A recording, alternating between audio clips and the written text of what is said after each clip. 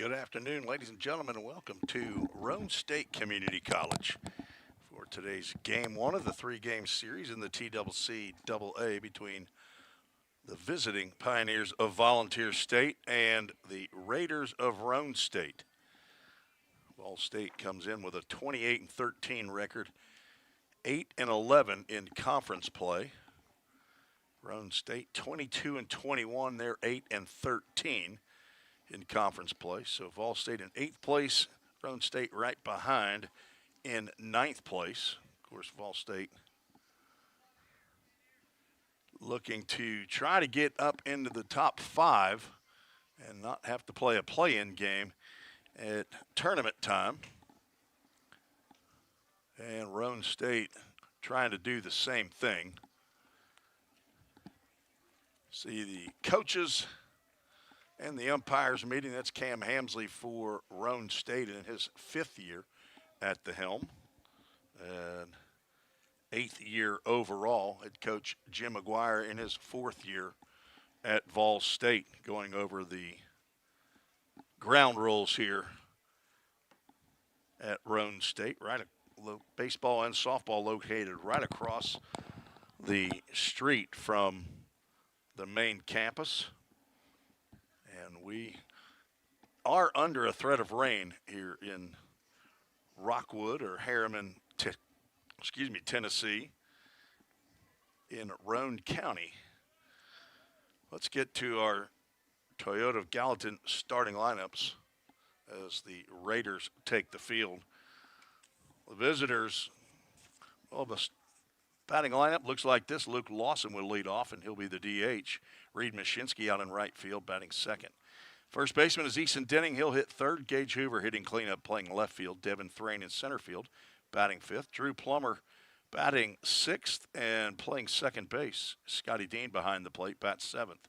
A.J. Armstrong at third base. He'll bat eighth, and batting ninth, the shortstop, Brady Nepper. And on the mound for Vol State, his second start of the year, redshirt sophomore Bryant Rascal. He will face the Roane State lineup. It looks like this. John O. Pierce, one of the top hitters in the conference, will lead off, playing shortstop. Cade Martin is the DH. He'll bat second. Zach Williams at first base, batting third. Jacob Bly at second base. He's the cleanup hitter. Right fielder Jacob Davis bats fifth. Miles Denton, sophomore, is the third baseman. He'll hit sixth. Brady Leroy in left field, batting seventh. Carson Yates in center field. He's the eighth hitter, and batting ninth, the catcher, Jonathan Larea, and he will catch Alex Sterling, right-hander, who is on for his ninth appearance of the year. It's his eighth start. He has a 3-3 record in 44 and a third innings, 47 hits, 41 runs. 34 of those are earned. Walked 30, struck out 36. Has given up 5 bombs and has plunked 9 batters. 6.90 ERA for Alex Sterling. Roane State came out a little bit early, looks like. This pitcher cannot warm up with our home plate meeting. They're getting here just a little bit late, are the umpires. A 2 o'clock start time. But we don't have a national anthem here at Roane State. So apparently we will start right after the warm-up pitches are completed by Alex Sterling. Sterling, a redshirt freshman from Franklin, Tennessee, went to Ravenwood High School. Got some local fellas from Middle Tennessee on the Roane State roster. Cam Hamsley actually is a somewhat of a local guy. Went to JP2 High School, or what's now known as Pope Prep. Was Pope John Paul II. That's located just inside Sumner County, across the Davidson County line. And went to college at Austin Peay State University. Got, I think, a master's degree at Union University. Coached at Springfield High School, also coached at JP2 before coming to Roane State. to be an assistant coach. Then when the head coach retired, I think that's what happened. I think he retired. I know that he left. I'm not sure if there was another coach in between the one that retired and when Cam got the job, but he got the job right before COVID year. And he's, I think, still the youngest head coach. He and Desi Ammons over at Columbia State might be pretty close to the same age, but Cam might have a few years less on the old legs. And we are about set. Home plate umpire Matthew McCarty and our base umpire Matthew Bass for today's 9-inning contest. Luke Lawson will step in, getting his, I believe it's his second start in the leadoff spot. Got some remodeling work apparently happening in here in the extremely small press box. I think I've got 5 of the Vol State pitchers in here now. No, we're just kidding. Is that Murph and Hanson? Ryan Murphy and Evan Hanson are my Gophers today? No, I don't think so. See how this camera ends up working out as we are underway with the first pitch. It's inside. Game time temperature, 54 degrees, brought to you by Accurate Mortgage. Game time is 1:59 Eastern time. And I will remember that Alec Tromke is not here to run my scoreboard. So I'm spinning all the plates, Alec. Where are you? Ball and a strike. The right-hander delivers. That is going to get off the noodle of Luke Lawson. And there's the 10th hit batter of the year for Alex Sterling. Lawson, who came in hitting .311, he's just taken one off the body for the 9th time. And he will reach on the hit by pitch.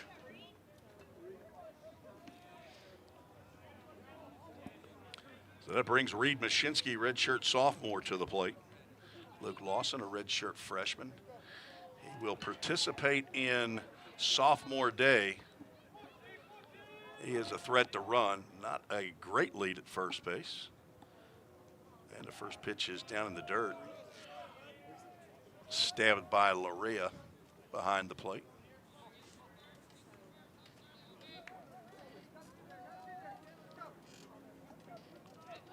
Mashinsky hitting .316, playing in his 37th game of the year. It's Vol State's 42nd. There's a pitch at the knees for a called strike. He picked up his 10th double of the year. That's second on the club. He's tied for third in the conference with 3 triples. Also has 21 RBIs. Gets on base at a .444 clip. Throw over to first. Lawson head first back in. Zach Wilson picks it out of the dirt. No tag applied. Lucas Wilburn will walk over to Luke Lawson. Give him a little bit of an instruction and then back away, wearing one of the hard hats. There goes Lawson, and he's going to steal second base standing as the ball gets by the catcher all the way to the screen. Ball 2, and give Luke Lawson his 13th steal. He's trying to catch Drew Plummer, who has 17 on the year, which tops the team. Plummer 5th in the conference in stolen bases. Lawson was just outside the top 10 in the conference, looking to sneak in to that top 10 this 3-game series. Shinsky now with a 2-ball, 1-strike count. Sterling comes set and delivers breaking pitch in there for a called strike. Thought Reed was going to drop the hammer on that one, but he took it. Whoops. Not a ball.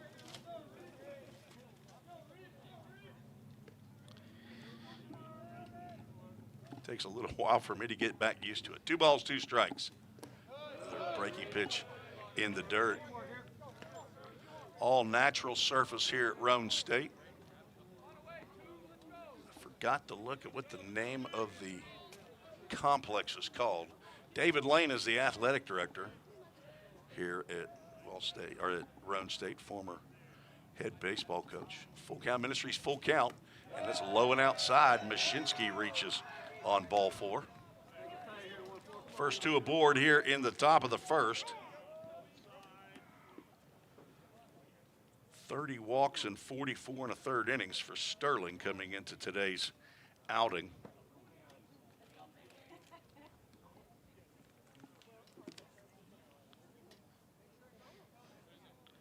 He does not lead the club in hit by pitches. Jackson Knotts has that distinction. He has a dozen, or at least the sheet that I printed out shows that. But they played a game Wednesday against Carson Newman Junior Varsity. I think it was a 14-10 loss. I don't think those stats are showing. As Easton Denning stands in with 2 on, nobody out, top of the first. First pitch he sees looks like a changeup, and it's down.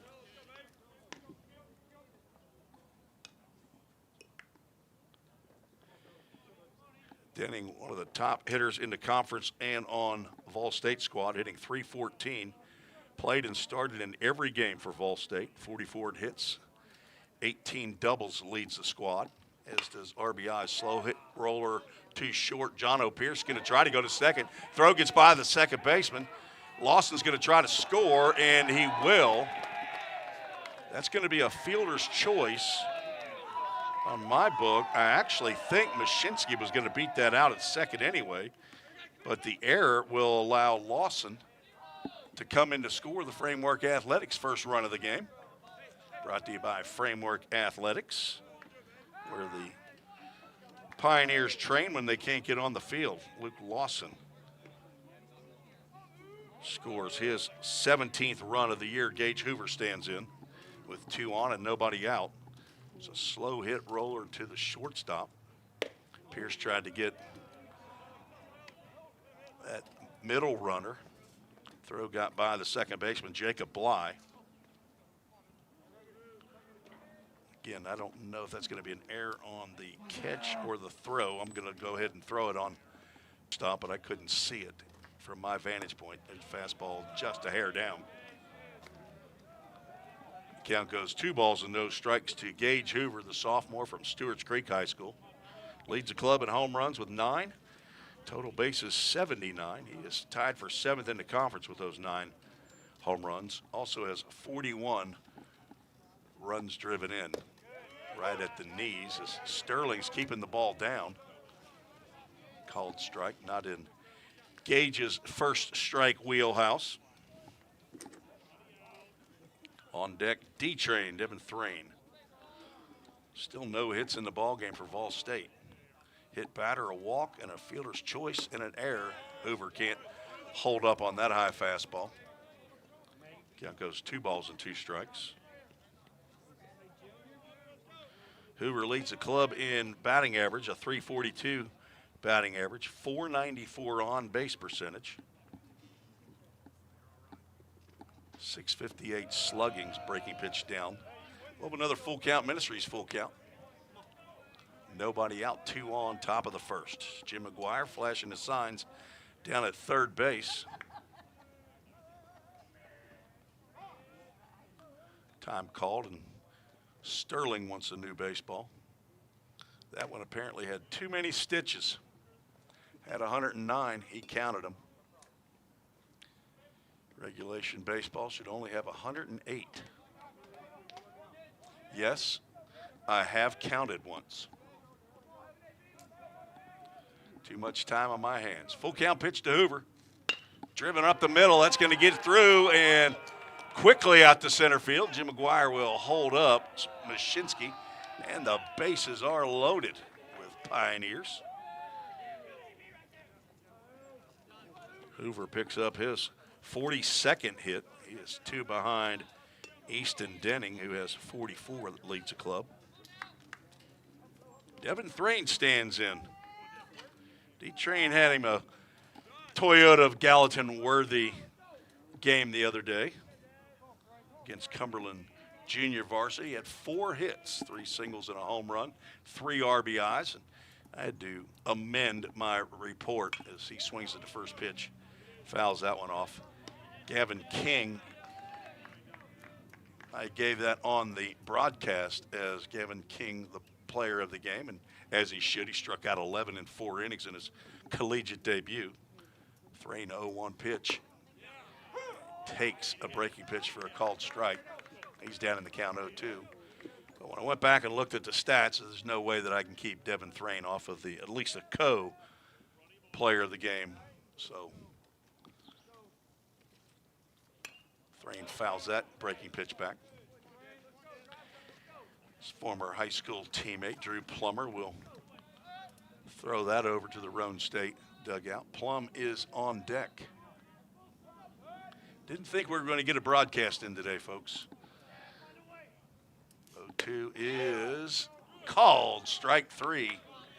A little bit too close to take with 2 strikes, and there's the first out of the ball game.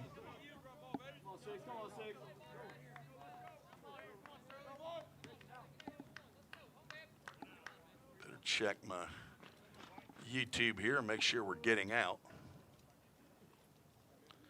Drew Plummer stands in, redshirt sophomore. He and Devin Thrain, both 3-year players. Also Reed Mashinsky. Strike at the knees.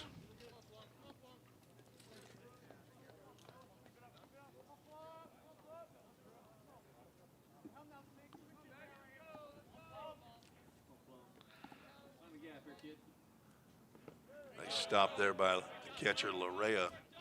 Keep that in front. Plum leads the club in runs scored, hitting .287. Been scuffling of late, did get a hit against Cumberland the other day. 37 hits. Fastball rode in on him, and that was ball 2. 7 doubles, 3 home runs, 31 RBIs. 17 stolen bases, but you can't steal first. Bases loaded, 1 out. As takes another inside fastball. Ball from Sterling is moving, and it's riding back into the right-handed hitter.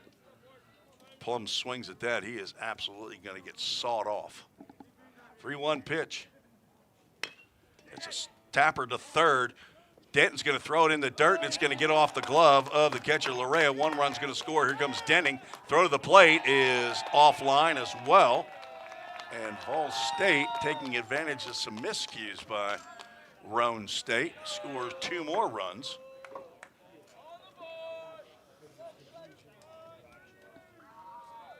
Plum reaches on a fielder's choice. Mashinsky comes in to score. Denning scores on the error by Denton.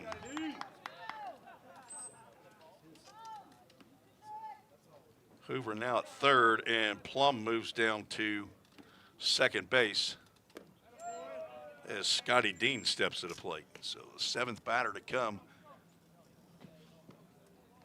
to the plate here in the top of the first, Scotty Dean. 1 hit in the inning, 2 errors. There's a drive out to right center field. Back goes Jacob Davis. He's not going to get this one. It's over his head, goes all the way to the wall. 1 run scores. Here comes run number 2. That's Drew Plummer. It's a 5-run inning and a do-dat double for Scotty Dean.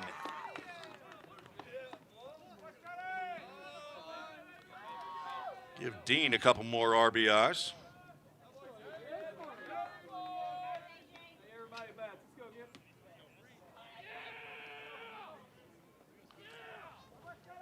A.J. Armstrong steps in.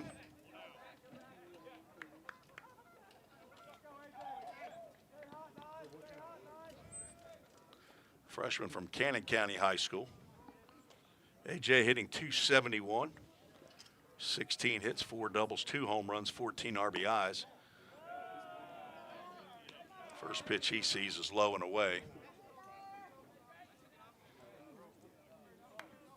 Lawson started it off by taking one to the dome. Got hit right in the head.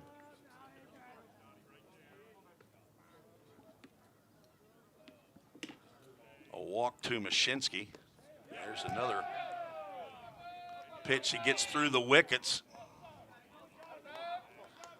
And down to third base goes Dean on the wild pitch.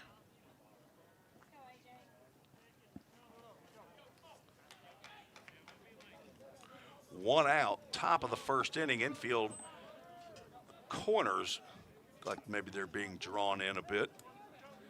John O'Pierce at short and Jacob Bly at second are about halfway.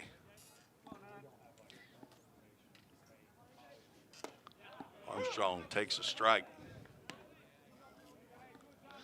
He leads the conference in walks per plate appearance. It's not an actual statistic that you can look up. You have to actually crunch the numbers, and I crunched them. Takes a breaking pitch for a called strike. He walks at about a 29% rate. A.J. Walk Armstrong is what I've started calling him. 24 walks. Ground ball to the left side. Diving attempt by Denton. He comes up with it. Throws it in the dirt. Dug out of there by Zach Wilson. But another run scores. That is out number 2. Armstrong picks up an RBI on the ground out. Nice play by Denton down at third base to get out number 2.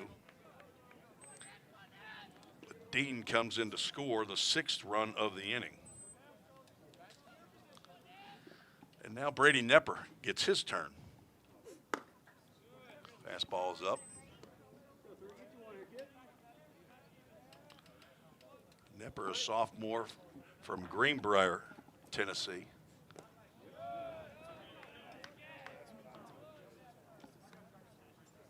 Brady playing in his 12th game of the year. It's his 11th start. He got a slow start to the season, was injured to begin the year.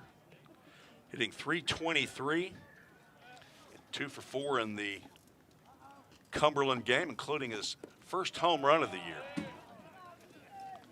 Now looking at a 3-ball, no strike count. 10 hits, a couple doubles, 1 home run, 10 RBIs. Walked 6 times, only struck out 3 all year. And he looks at one right down Broadway.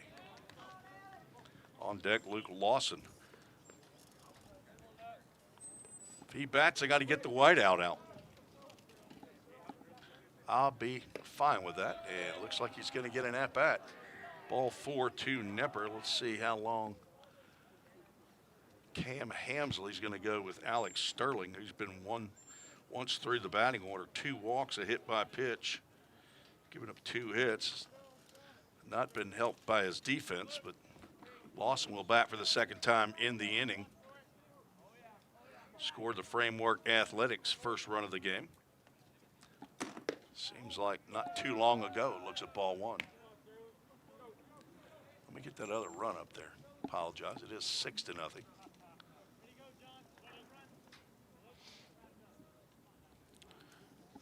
Nepper, good lead, does not go. Ground ball to John O'Pierce at short. He's going to flip to Bly at second for the final out of the top of the first. Vol State scores 6 runs, not all of them earned. I have to do some computating for that. 2 hits, 2 errors, and 1 runner left on base. We're heading to the bottom of the first. Vol State leads 6-0. Have you ever wondered what happens when you click Buy It Now? A whole series of transactions take place, from the manufacturer to your front door. That is logistics and supply chain management. At Vol State, we offer end-to-end supply chain courses. Going into the future, our students need to understand these processes. A lot of business is dependent upon getting a product on time. Students here at Vol State are able to leave here with that knowledge. Because the supply chain Is counting on me. We're all working in the cloud. But what really is the cloud? If you start pulling back the clouds themselves, you find out it's an infrastructure. Computer science is really computer engineering. Right now, Middle Tennessee is quickly becoming a growing tech hub with several IT companies that are looking for skilled workers. if you're pursuing the CIT program at Vol State, you're preparing yourself to fill those positions.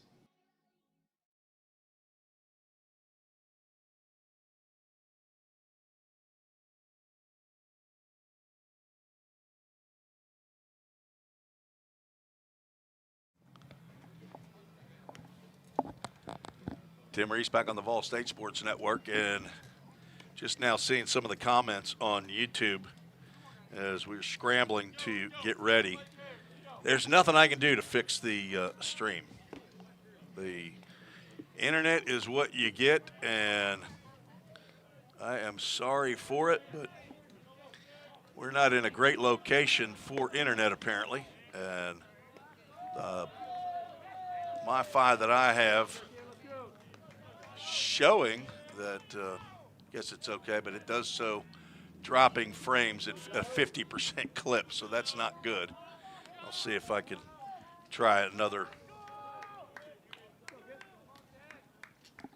box here if I can. First pitch from Bryant Rascal is down low. John O. Pierce leads off for Roane State, hitting .418. Ball 2. There's a fastball, catches the inside corner. See if Pierce shows 36 games that he's been in. Rascal misses with that offering. 3 balls and a strike to the Roane State shortstop. There's a foul ball just over the backstop. We'll have a full count. Ministries full count.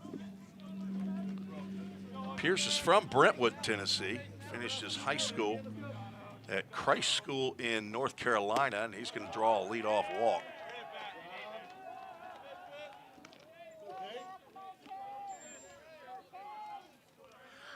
Not what you want to see after your offense gives you 6 runs. You want to go ahead and make them hit. Caden Martin, former Gallatin Green Wave player from Gallatin, Tennessee, stands in. Their designated hitter, throw over to first as Pierce, one of the top base stealers, actually second in the conference with 27.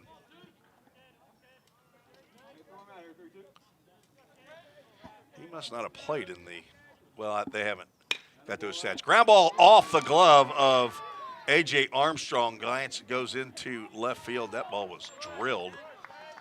That got on A.J. very fast. I'm going to go ahead, base hit to Cade Martin. I'm not the official scorer. And they don't have a scoreboard that shows hits at all, but the first 2 have reached for Roane State here in the bottom of the first after Vol State scored 6 in the top.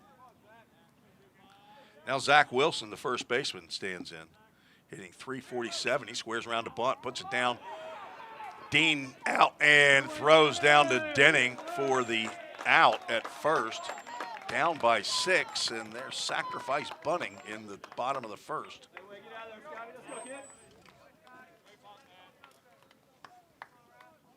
Out number 1, Pierce moves to third, and Martin down to second. See how many sack bunts Zach Wilson has. That's his 5th. Not your typical 3-hole hitter as Jacob Bly stands in. Breaking pitch misses outside.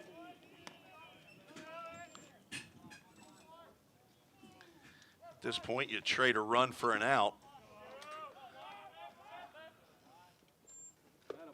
Changeup misses low and into number 0, Jacob Bly. From Franklin, Tennessee, also of Ravenwood. I believe they were the Raptors.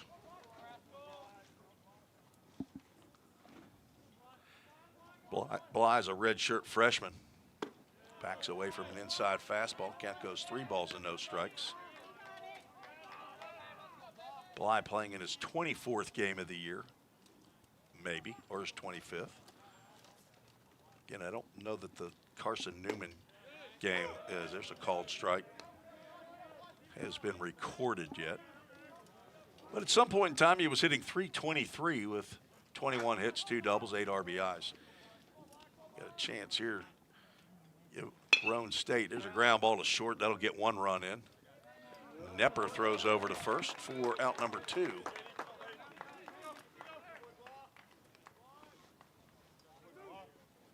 RBI ground out for Bly. gets the Raiders on the board. Martin stays at second. Jacob Davis stands in. Another Middle Tennessean from Hendersonville, Tennessee. Went to Beach High School. I believe they were the Buccaneers. More than believe it, I know it. I've got 3 graduates that I see from time to time at family reunions or whenever they want to come home. All 3 of my kids went to Beach High School. Nepper was flashing to the bag. Rascal comes to the plate with the pitch and a changeup. Blocked nicely by Scotty Dean behind the plate. Davis, a redshirt sophomore. Been here all 3 years. Hitting .245. And looking at another 3-ball count. Rascal struggling to get the ball over the plate. Again, I apologize for the issues with the internet, but I have no control over it. 4-pitch walk, pitch gets behind Scotty Dean. Down to third base goes Martin on the wild. It'll be a pass ball. 2 outs, second walk of the inning.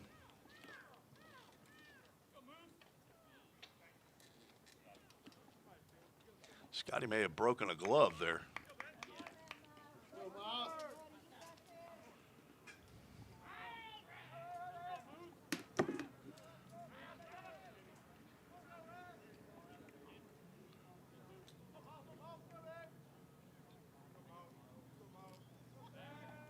Throw over to first.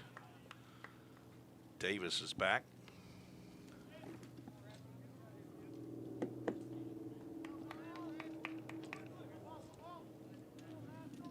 Ball State with 6 in the top of the first. Roane State with 1 so far here in the bottom. Breaking pitch over for a called strike to Miles Denton.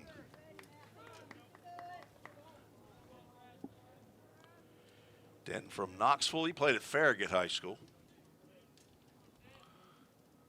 Sophomore here for Roane. Breaking pitch lands outside.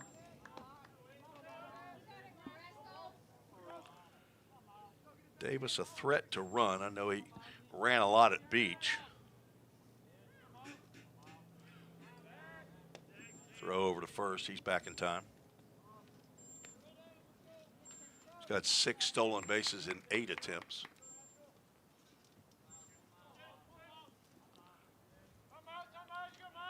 On deck, Brady Leroy. Runner does not go, and the changeup misses inside.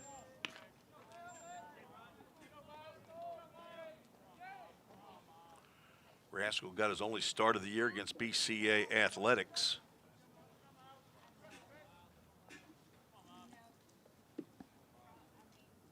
Breaking pitch up or in or both. Ball 3. Back on March 26th, he went 3 innings in that game. 5-1 victory in game 2 of the doubleheader for Vol State. Popped up and out of play. You get the count, full count Ministries full count. We'll have the full count Ministries verse of the game.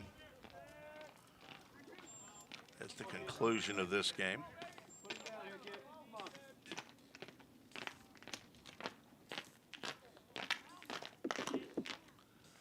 Runner goes, popped up down the right field line. It'll be foul. I don't think Mashinsky's going to have a play. He will not.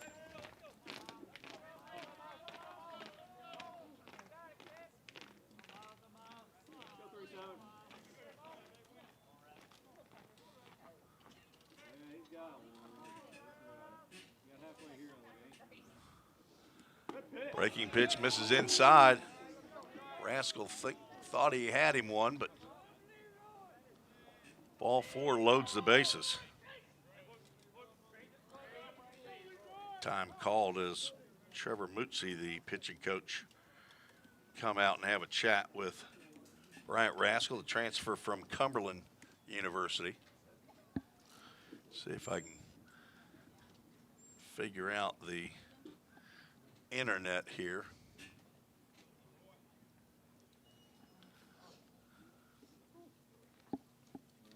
During the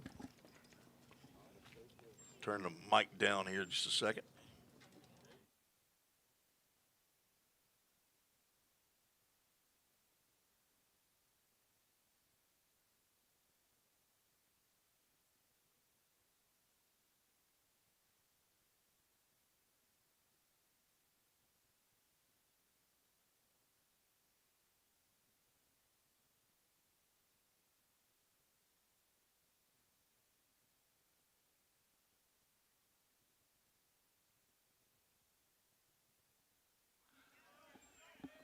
And the first pitch to Leroy outside the zone for ball one.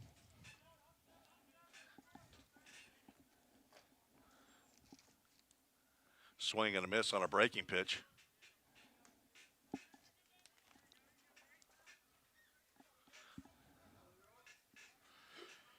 Leroy wears the number 7.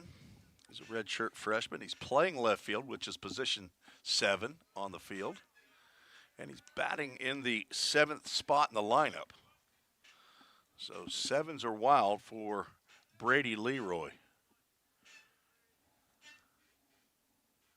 Does not offer it another breaking pitch, and Rascals as far as he can go. 3 balls and a strike. Carson Yates on deck. Strike called at the knees. He might have gotten a little bit of a gift there.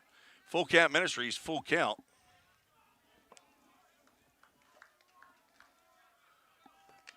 And the runners are going. Pitch has popped up down the right field line. Mashinsky might have a play. Over into foul territory. He's going to make the catch for out number 3. And Rascal wiggles off the hook with the bases loaded. Only allows 1 run on 1 hit. No errors, 3 runners left on base. Headed to the second, 6-1. Vol State leads.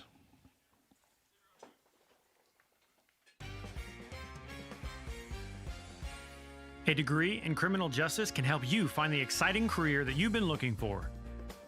As a member of law enforcement, as a crime scene investigator, a teacher in a classroom, a detective working on cases, a lawyer or judge, or nearly any job where you get to put the bad guys away. Learn more at volstate.edu. Cybercrimes take place online, and companies need more well-trained workers to stop it. Vol State is training me to help combat cybercrimes in the future. We're training them for those type of jobs that are out there.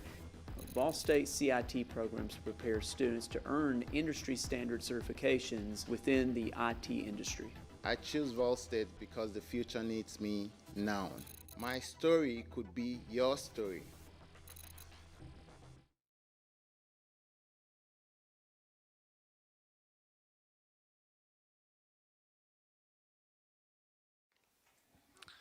Tim Reese back on the Vol State Sports Network, efforting to get a change on the, I wonder if that's a capital K. Let's try that one. Trying to get to a different hot spot.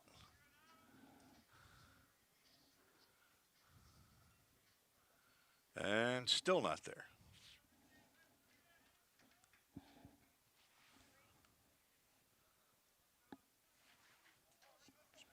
Okay.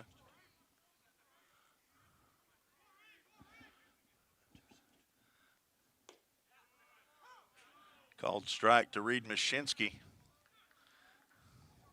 Hey, all right, looks like it's, I'm wondering if it's not going to, if it won't do me any good on this iPad, then it's not going to do me any better on, look at that. David Lane, the athletic director, here with me. It says that device is marked lost or stolen. That's not good. Fouled off to the right side. Count goes 1 ball and 2 strikes to Mashinsky, who walked and scored in the first. We'll see if we put that out. I'm trying to just put it somewhere where it might see better out that way.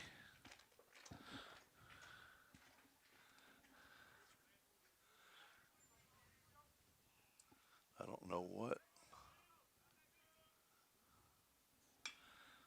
Another foul ball driven down the right field line.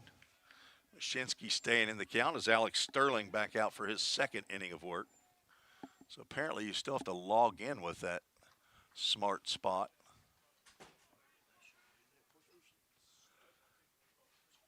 So I can't use it. For some reason, it's saying it's lost or stolen. So I don't know if you got to talk to your administrator or something. All right. Well, thanks for trying. It's okay.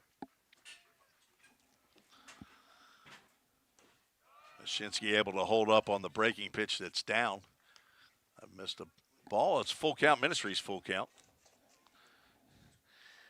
David Lane in his fourth year here as the athletic director, former baseball coach, head coach, and assistant coach at Roane. Ground ball to a short. John O'Pearce been busy. Gloves and throws on to first for out number one.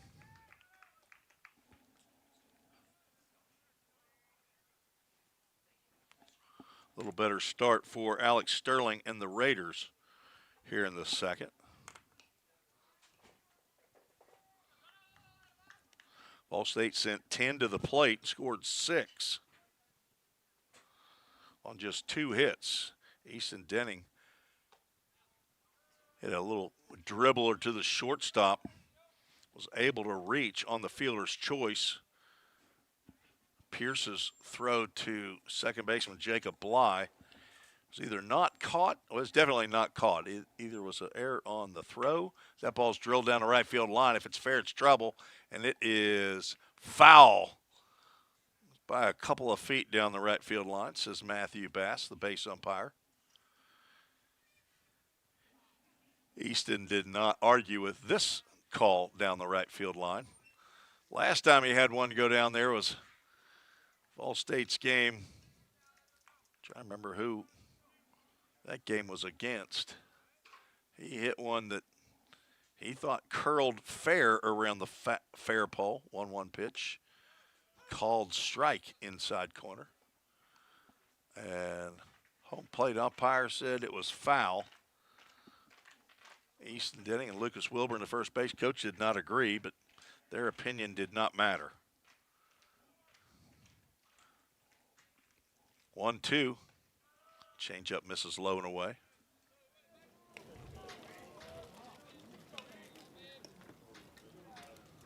Rain holding off here so far in East Tennessee. Exit 347 on I-40 heading toward Knoxville. There's a drill out to right center field. That's trouble.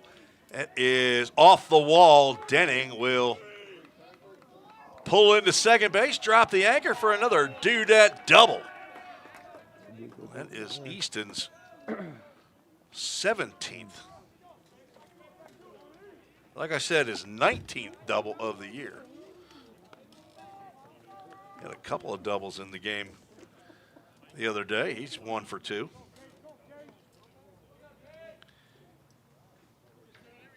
Drove one into right center field there, and either Carson Yates or Jacob Davis could get to it. Third hit of the game for the Pioneers brings up Gage Hoover. He had the first hit of the game. Drilled a single right up the middle.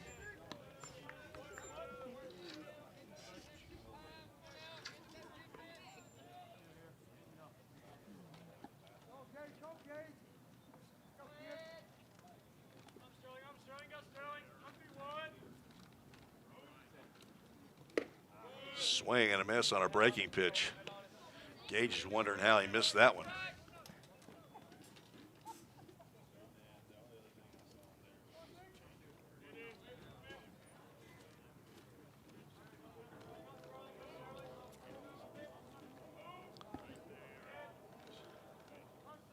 The 0-2, high and away.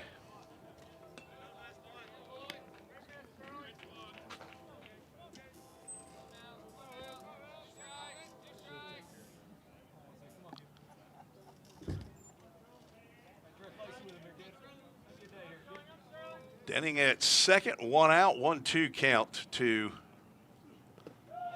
Hoover as another breaking pitch in the dirt.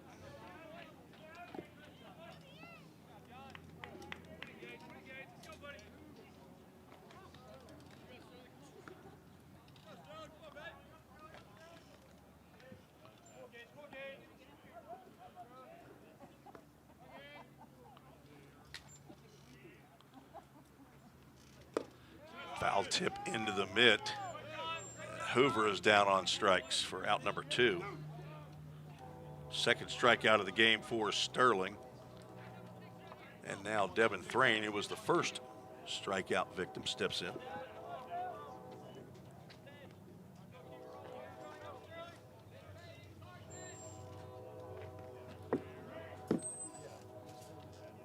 I hear the train out there, D-Train.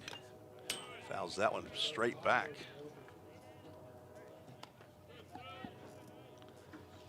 Telling you, we are so dependent on that internet now.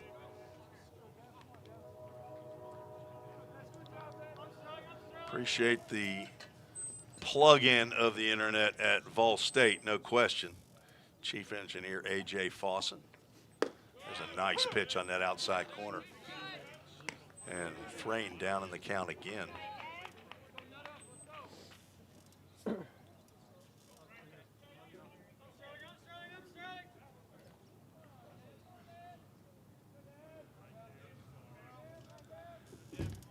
Oh, 2 pitch coming from Sterling. Trying to get through the second inning. Breaking pitch blocked by Araya behind the plate.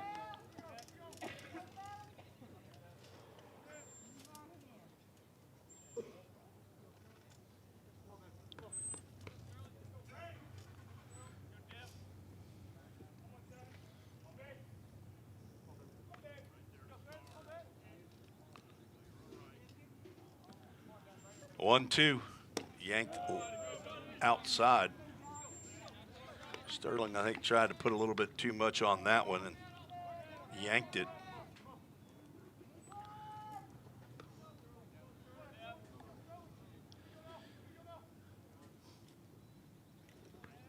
Two balls, 2 strikes, 2 outs, and a runner at second base. Thrain trying to drive in the 7th run. Looks at a breaking pitch down low, does not offer at it. And it'll be a full count. Ministries full count. Zane Denton chimed in on the YouTube chat. Appreciate you listening in. Tennessee Baseball Network also listening in to today's 9-inning contest. Ball 4, and Thrain reaches.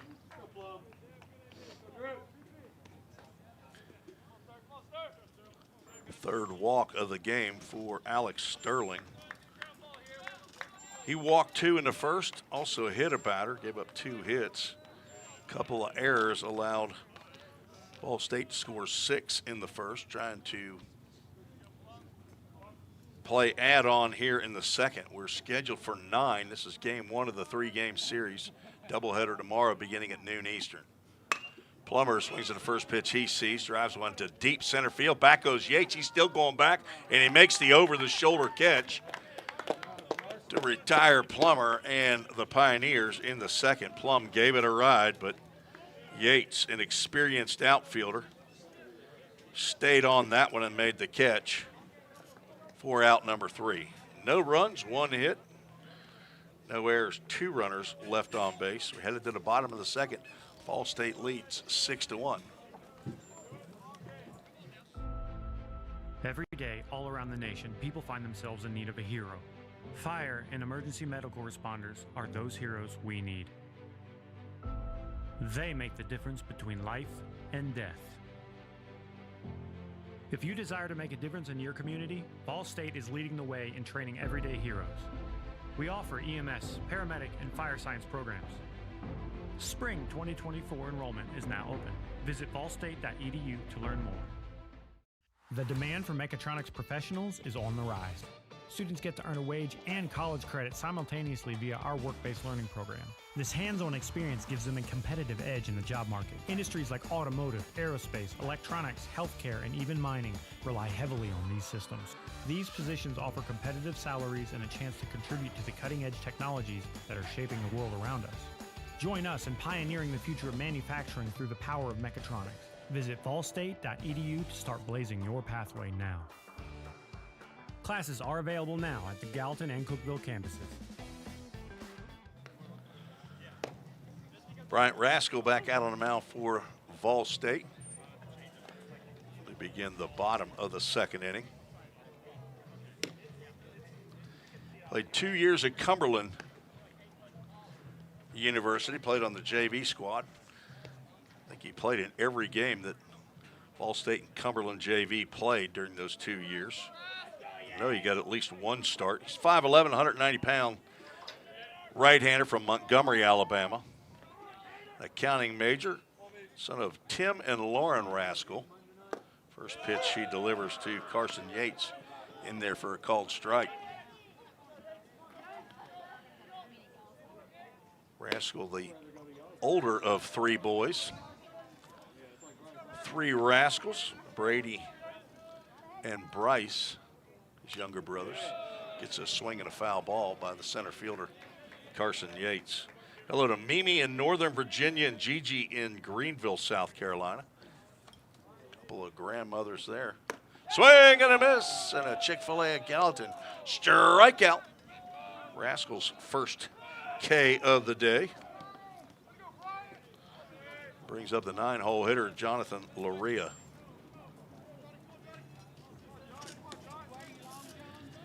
Yates, a redshirt sophomore from Chattanooga Baylor High School.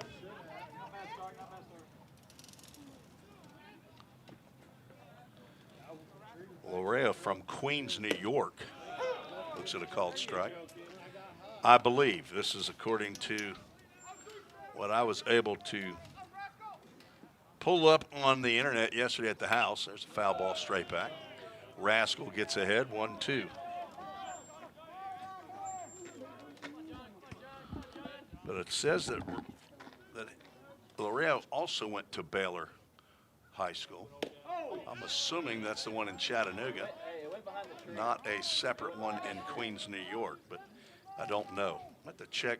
I do have an email address up if you have information or if I'm not saying something right. So we have a Full Count Ministries Full Count. Have not checked my email. There's one from Tim Rascal. 3-2 pitch, grounded to short. Charging Nepper gloves and throws over to Denning for out number 2.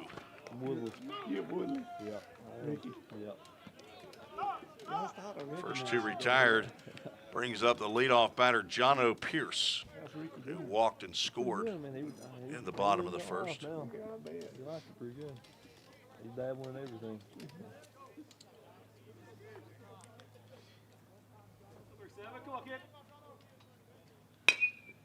Another grounder to short, backhanded by Nepper, long throw, and he gets Pierce. That's a 1-2-3 inning. Nice bounce back for Bryant Rascal. Got one of the top hitters in the conference to ground out. Pierce hitting .418, 5th in the conference. And you're hitting over 400 this late in the season. You're having a pretty good year. 7 doubles, 2 home runs, 21 RBIs for the leadoff batter. We go to the top of the 3rd. Right after this break, you're listening to the Vol State Sports Network. The Volunteer State has always been home to pioneers. Dreamers and hard workers blaze their paths here. From the TVA to Mountain Dew to touchscreen monitors to the Grand Ole Opry, Tennessee has been home to innovators, creators, and entertainers. From humble beginnings to changing the world, Tennesseans have pushed the boundaries of what is possible. We pioneer healthcare, infrastructure, engineering, and product development. At Volunteer State College, we've developed our degree certifications to carry the torch of Tennessee's success with flexible options to help you blaze your pathway. We are searching for pioneer-minded students who are on their own journey of growth. Learn how these pathways are shaping the future of Tennessee.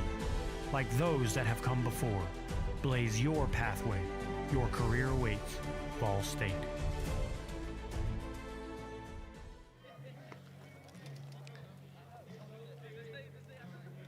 Alex Sterling out for his 3rd inning for Roane State. Sterling came in with a 3-3 record of 44 1/3 innings of work, 47 hits. He walked 30. He's walked 3 in the, they'll make it, yeah, it is 3. 3 walks and a hit batter in this game. That makes it 33 walks and 10 hit by pitches. Scotty Dean, A.J. Armstrong, and Brady Nepper due up for Vol State here in the top of the third. He used a lot of onside runs.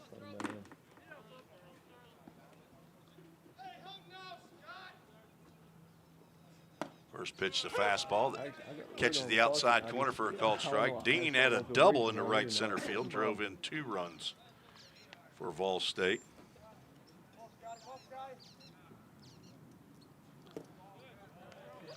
Pitch misses down. Vol State only had 3 RBIs out of the 6 runs scored in that first inning. 2 scored on errors. Actually, all 3 of them did, as that pitch is popped foul down the right field line. No play by Davis. Bases were loaded after Hoover lined a single into center field. 1 run had scored on the error on the play at second base between Pierce and Bly. Again, I couldn't see if it was a bad throw or if it was just a bad catch from my vantage point here in the press box behind home plate. But it was an error, no question, as Denning reached on that fielder's choice. Fastball just down that Dean took. Now Full Count Ministries get the count correct up here. Full Count Ministries, full count to Scotty Dean. He's going to draw the 4th walk of the game by Sterling. Can't see the bullpen. The fence is covered down there, so I'm not sure if somebody's warming up or not. Goes back in 3 weeks. Said it never healed. Said that I don't know how long it's been there. He pitched a game and it hurt him ever since. I know I'm hearing a conversation. These guys are talking right in front of my microphone, so I'm going to have to tell them if they don't want everybody to hear their conversation, they're going to have to move.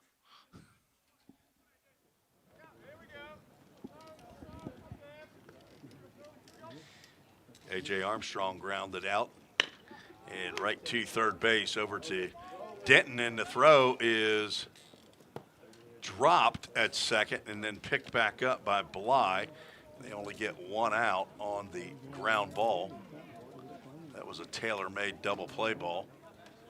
Bly could not handle the feed from Denton. I'm not sure what happened there, but it must have handcuffed Bly at second. Dean out on the fielder's choice, 5-4. Armstrong replaces him at first base. Brings up Brady Nepper, who walked in the first. He pops one up. This is going to be playable for Denton. Loses his lid, and now he's going to backpedal just past his hat. And he makes the catch for out number 2.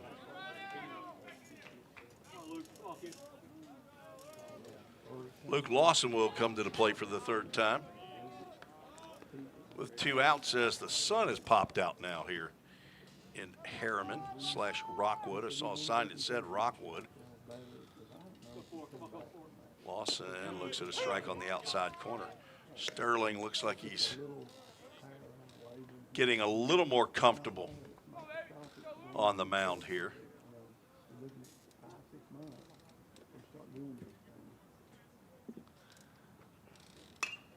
Another infield pop-up as Lawson nearly drills Reed Mashinsky on the on-deck circle as he tossed the bat.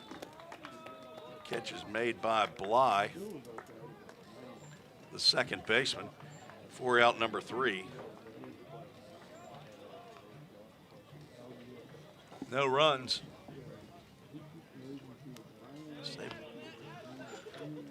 No hits. No errors, 1 runner left on base. Head to the bottom of the 3rd. Vol State leads 6-1. A degree in criminal justice can help you find the exciting career that you've been looking for. As a member of law enforcement, as a crime scene investigator, a detective working on cases, or nearly any job where you get to put the bad guys away. Learn more at volstate.edu. Every day, all around the nation, people find themselves in need of a hero. Fire and emergency medical responders are those heroes we need. If you desire to make a difference in your community, visit volstate.edu to learn more.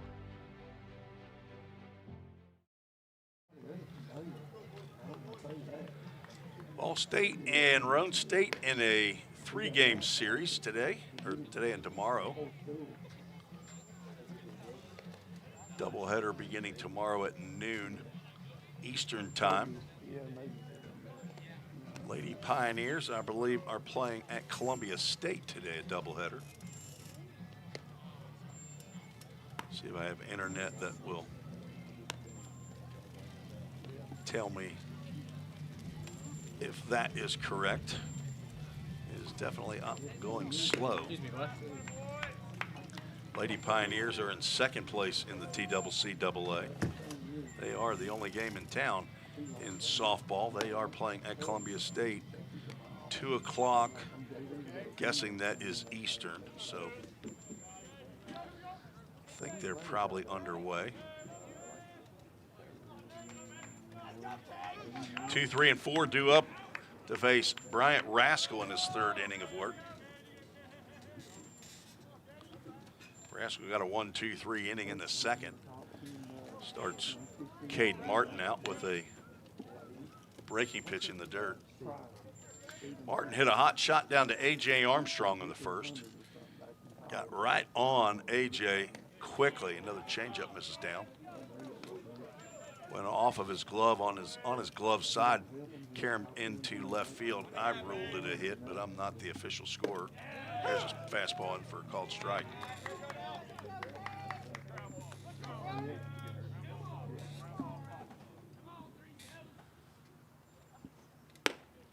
The fastball misses.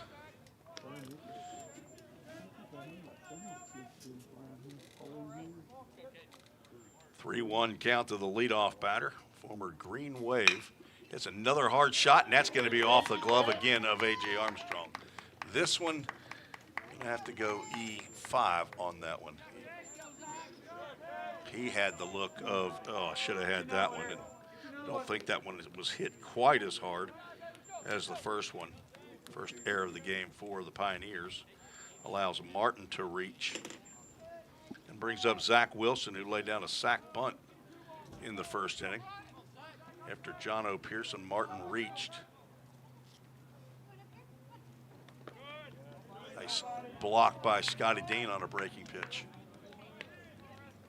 Martin stays at first.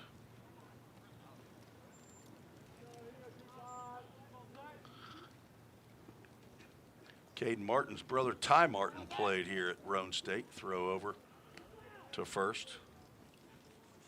Ty now playing at Cumberland. Ty was a center fielder here.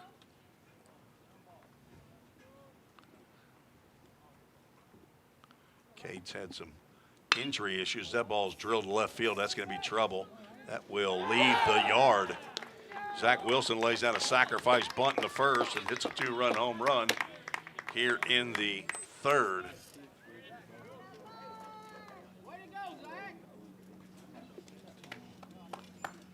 That is Wilson's 2nd home run of the year. RBI's 15 and 16 on the score sheet that I'm looking at.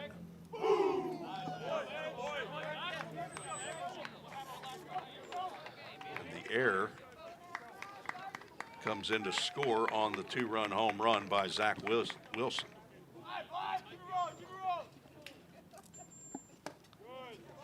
Jacob Bly stands in. First pitch he sees misses the mark. That was a line drive that just got over the fence. Slow breaking pitch lands low. Bly grounded out to short. Drove in the only run of the game in the 1st. Now 6-3 is pop up on the right side. Could be trouble over his Plummer, and he makes a nice running catch right in front of Reed Mashinsky. 4 out, number 1. That's a nice play.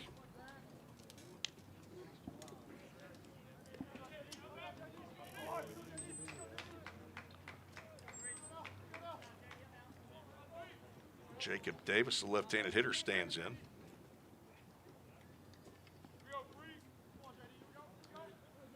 He walked, was stranded at 2nd in the 1st. Put a star by Plum's play right there that very easily could have dropped in for a single.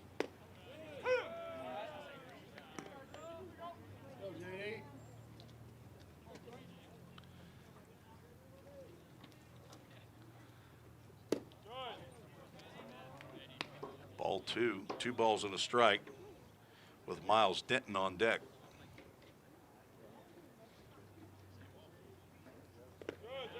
Change up low, and the count goes 3 balls and a strike. Rascal's 11th appearance of the year. It's his second start. It's a 1-0 record. 12 1/3 innings of work. Ball drilled out the right field. Back goes Mashinsky, and he reaches up and makes the catch right on the warning track.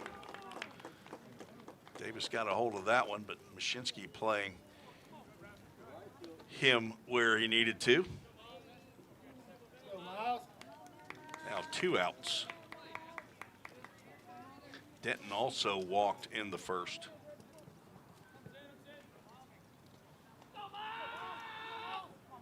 Denton not having the year that he had hoped, I don't think. He's hitting 293. He's down the list of on the squad, but they come in hitting 325.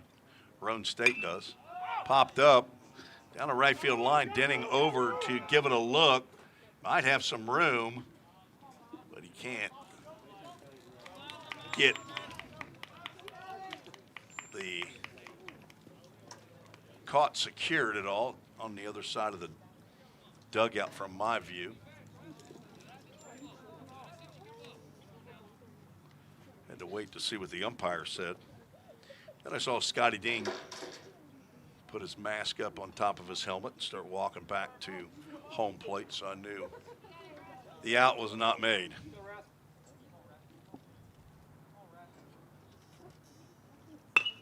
Denton gets jammed, gets one out to center field. Thrain's going to come in and make the catch. So a couple really nice plays on outs. But Roane State now down by only 3 after being down by 6 after a half inning of play. A 2-run home run by Zach Wilson. One of those runs unearned. 1 hit in the inning, the 1 error, and nobody left on base. We're headed to the 4th. We're scheduled for 9 here as the sun has gone back in. We'll be right back on the Ball State Sports Network. Have you ever wondered what happens when you click Buy It Now? A whole series of transactions take place from the manufacturer to your front door. That is logistics and supply chain management.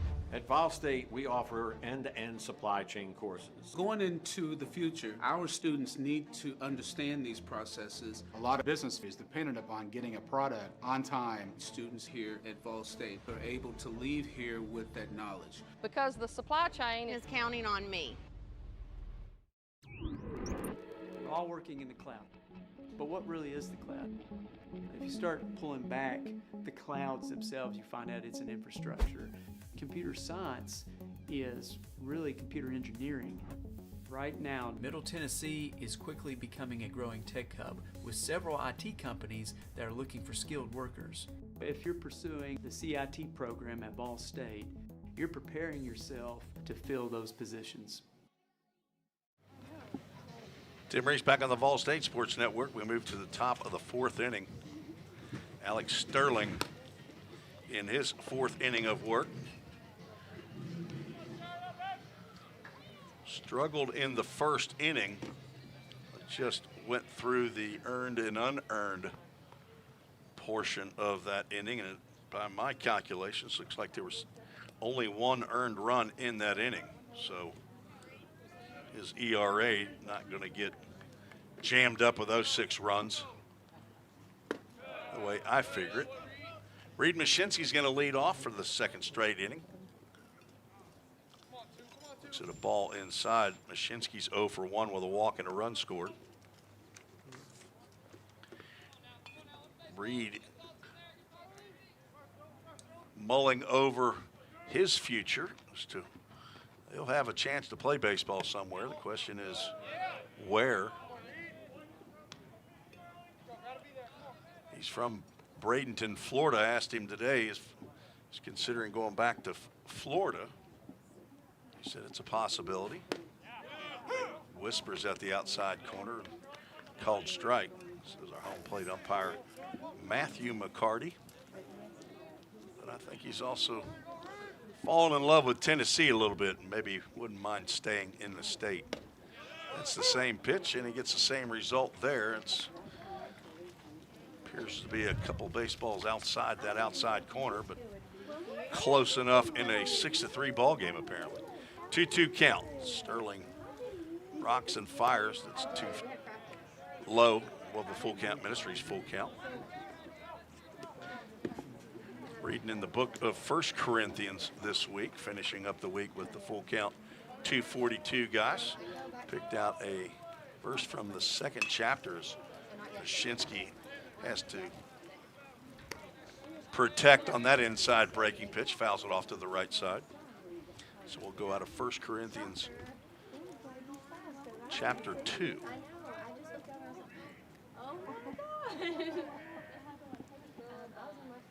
Sterling delivers, popped up and out of play. A couple of foul balls on a full count pitch that started at just a little before 2 o'clock Eastern time. Hopefully you're not just now joining in thinking it's time for baseball at 2 o'clock. Shinsky's going to walk. Sterling did not want to throw another fastball to Mashinsky. Tried that breaking pitch. Missed inside. That's the 5th walk of the game for Alex Sterling. And Jonathan Laureo, the catcher, will go out and have a chat. Again, I cannot see if there's activity in the bullpen from my vantage point. Get you a defensive alignment. Brady Leroy is the left fielder. Carson Yates in center. Jacob Davis in right. Miles Denton at third. John O'Pierce the shortstop. Jacob Bly plays second. Zach Wilson is the first baseman. Jonathan Laureo the catcher, and on the mound Alex Sterling out for his 4th inning of work. Giving up 3 hits. A couple of those are doubles, one by Easton Denning, who's standing at the plate right now. He was stranded at second after the 1-out double. Looks at ball 1. 4th in the conference.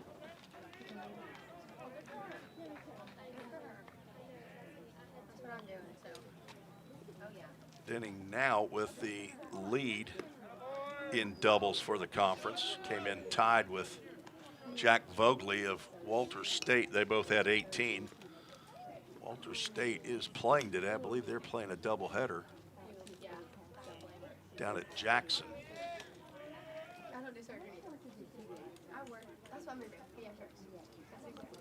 2-0 pitch. That's off the end of the bat. It's going to drop into the glove of Jacob Davis in right field. Stayed up long enough for Davis to come in and make the catch. Denning out in front of that breaking pitch. Mashinsky stays at first. That bring up Gage Hoover. Gage is 1 for 2. Singled and scored in the first, struck out swinging in the second. Holy smokes, I just saw the score for Walter State. That ball's drilled out to left field over as Leroy. He's not going to get to that one. It is off the track and off the wall, sending Mashinsky to the plate. He's going to score easily on another dudette double by Gage Hoover. Allstate now leads 7-3. Hoover 2 for 3. Third double of the game for the Pioneers. Shinsky, who runs well, scored easily. And Devin Thrain comes to the plate. He's 0 for 1, struck out looking in the first and walked in the second. 4th hit of the game for Vol State. Walter State is beating Jackson State 24-5 in the 5th inning. Thrain pulls his head back from an inside fastball.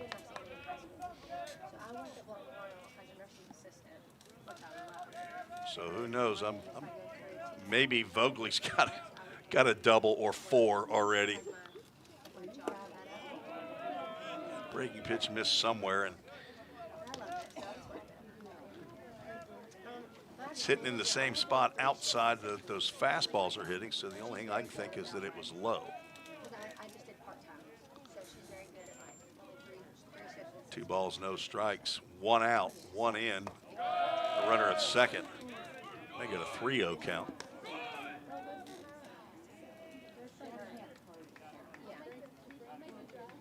Still have not had a visit from a coach out to the mound for Alex Sterling. Vogley has 5 RBIs in that game. He has a home run, no doubles. He's 3 for 3. So look at their live stats. 3-0 pitch to Thrain. He is taking a called strike, and that is clearly on the river. Somebody's phone's ringing. I'll tell her. All right, I'm back. Thrain gets one out to center field. Back goes Yates, tagging is Hoover. Let's see if he goes. Catch is made. Hoover's going to go ahead and go. He's going to get in there standing. So a productive out for Thrain, and he is out number 2. Now Hoover has a chance to score on a wild pitch, pass ball, or a balk,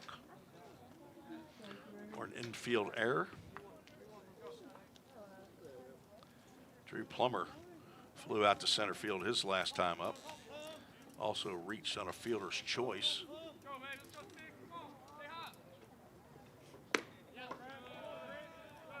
Hit one deep to center field that Yates turned one way and then had to turn back the other. Made the catch. Looked like about at the warning track. Sterling delivers at the knees on the outside corner.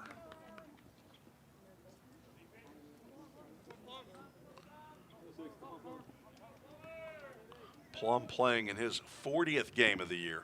All starts. Able to check his swing on that low breaking pitch.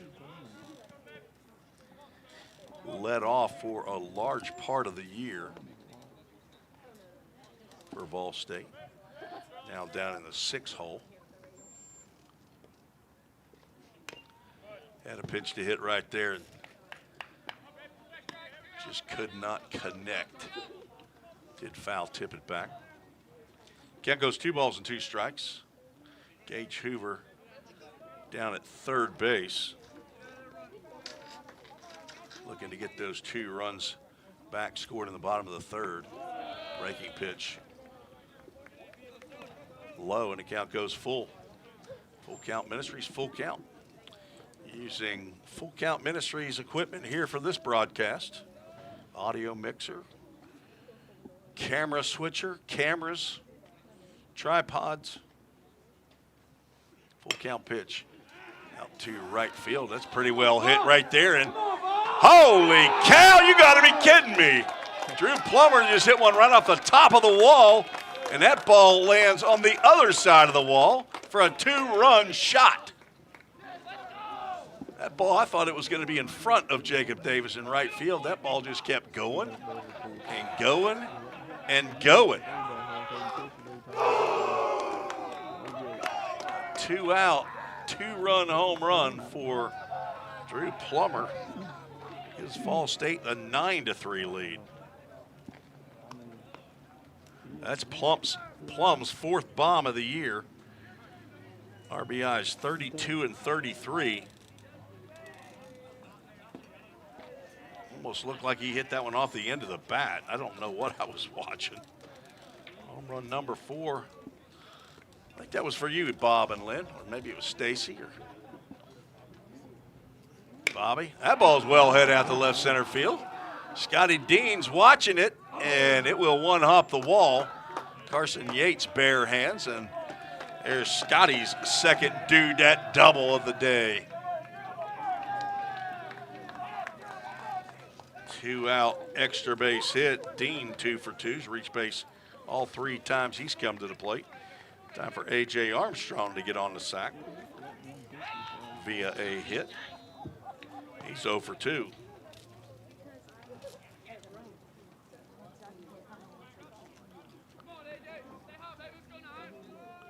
AJ came in hitting 271. He hits one into the 5.5 hole into left field. That's going to score Dean as the play was bobbled out in left field by Leroy, but it wouldn't have mattered. Dean was going to come in to score anyway. Armstrong with the RBI single, second RBI of the day. And now Cam Hamsley, the head coach, will come out of the dugout. Looks like he looked over toward the bullpen, and he's getting the baseball from Alex Sterling, so that will end his day. We'll take a quick break and be right back, tell you about the new pitcher when we return on the Ball State Sports Network.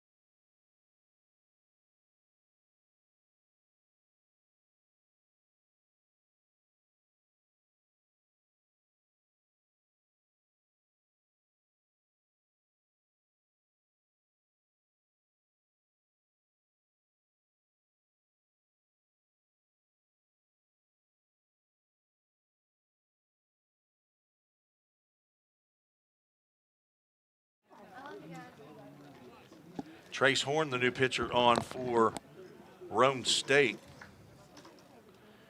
Redshirt sophomore from Bluntstown, Florida, where he went to high school. He's on in relief of Alex Sterling, who goes 3 2/3 innings. He's up 7 hits, 10 runs so far. 5 of those are earned. Brady Nepper to face Horn. Changeup misses. Nepper 0 for 1 and also drew a walk.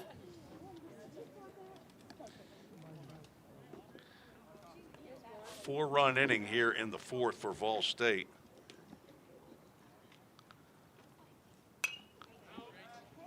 Fouled back. Count goes 1 ball and a strike. 5 walks for Sterling, 2 strikeouts. Hit 1 batter.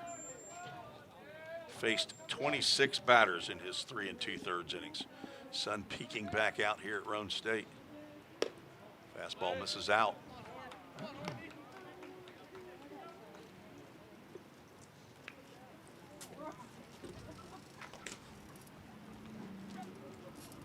Horn on for his 16th appearance, all in relief. Throw over to first.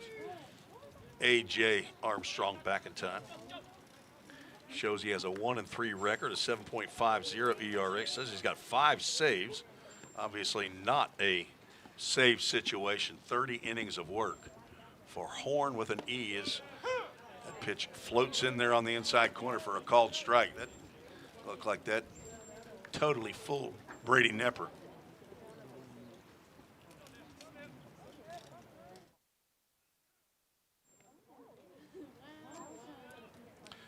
Two-two pitch, 2 outs and a runner on. Breaking pitch. This is outside. Full count. Ministries full count. Inning started with a walk to Reed Mashinsky. Easton Denning flew out for out number 1. Gage Hoover doubled Mashinsky home. Thrain flew out and Hoover moved to third. didn't need to move anywhere as Drew Plummer hits one off the top of the wall in right field for a 2-run homer. There's a ground ball to second. Bly gloves and throws on to first base to retire Nepper for out number 3. 4 runs on 4 hits in the inning. No errors, 1 runner left on base. 10-3 is the score. Ball State leads over Roane in a 9-inning scheduled contest. You're listening to the Vol State Sports Network.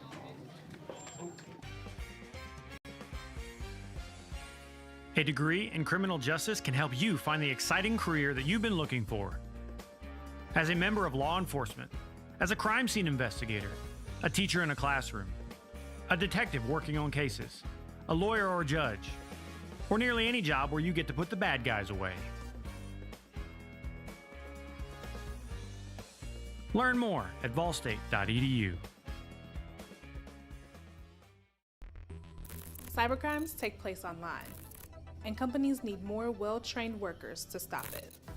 Vol State is training me to help combat cybercrimes in the future. We're training them for those type of jobs that are out there.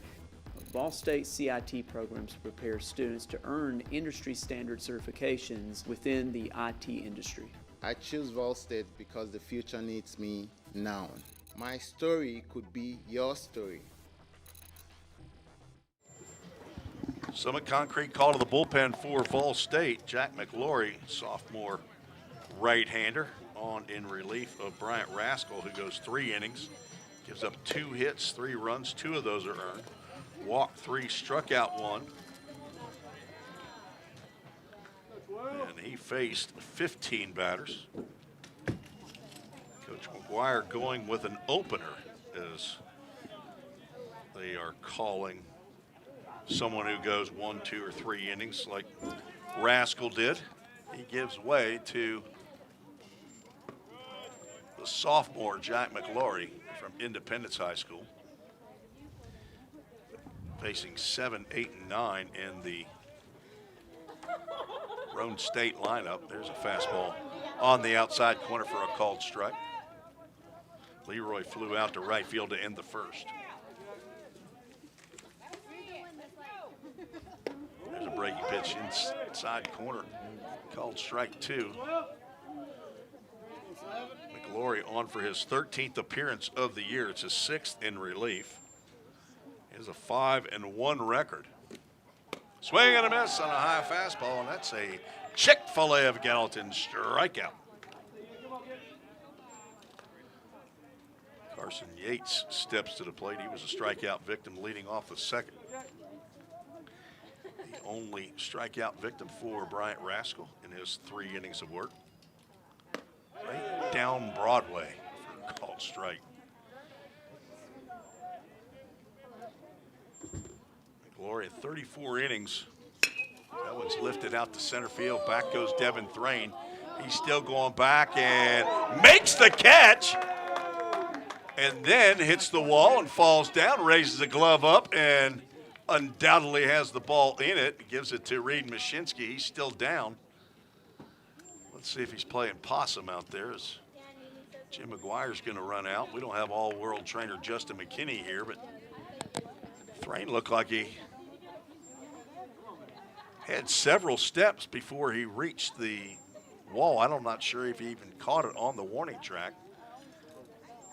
But the ball is traveling well to right center field and right field as the wind is blowing that way. Thrain's a pretty tough kid. He's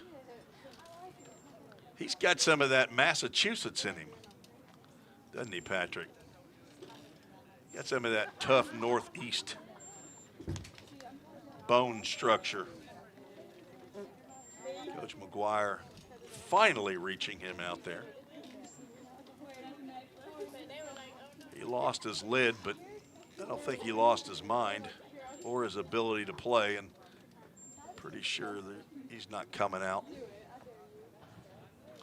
Very nice play on a ball hit out to right center field. He did not dive to catch it, but once he got close, he did use the wall to stop his progress, and I'm pretty sure that's just a metal wall out there, isn't it? Murph, did you go out there? I mean, it's not a wooden wall. Okay, probably just has some supports out there ever so feet, and maybe he ran into one of the supports and it didn't give quite as much.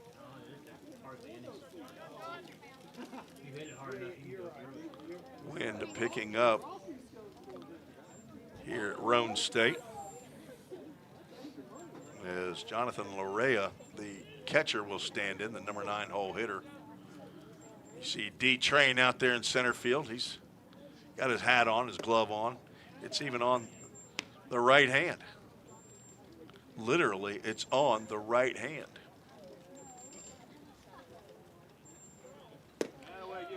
Glory delivers a fastball in the outside corner. Count goes 1 ball and 1 strike. Larea ground out the short.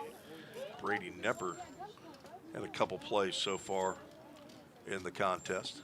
Swing and a miss. Glory dialing it up.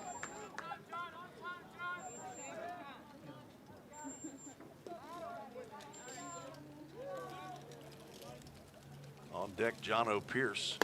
He tried to put a little extra mustard on that one, yanked it a little bit high. The son of Mike and Ashley McLaury, brother to Judd, delivers the 2-2, and the 2-2 is going to turn into the full count. We don't call it 3-2, at least I don't. Full Count Ministries, full count. Hello to Grandpa Mahoney, Grandma Deb there in Iowa, and Mimi in Murfreesboro. And on the outside corner, McLaury gets the call. And there's another Chick-fil-A of Gallatin strikeout. 2 in the inning for McLaury. And a 1-2-3 inning as he finishes his first inning of work in relief of Bryant Rascal. Headed to the top of the 5th. You're listening to the Vol State Sports Network. Every day, all around the nation, people find themselves in need of a hero. Fire and emergency medical responders are those heroes we need. They make the difference between life and death. If you desire to make a difference in your community, Vol State is leading the way in training everyday heroes. We offer EMS, paramedic, and fire science programs. Spring 2024 enrollment is now open. Visit volstate.edu to learn more. The demand for mechatronics professionals is on the rise.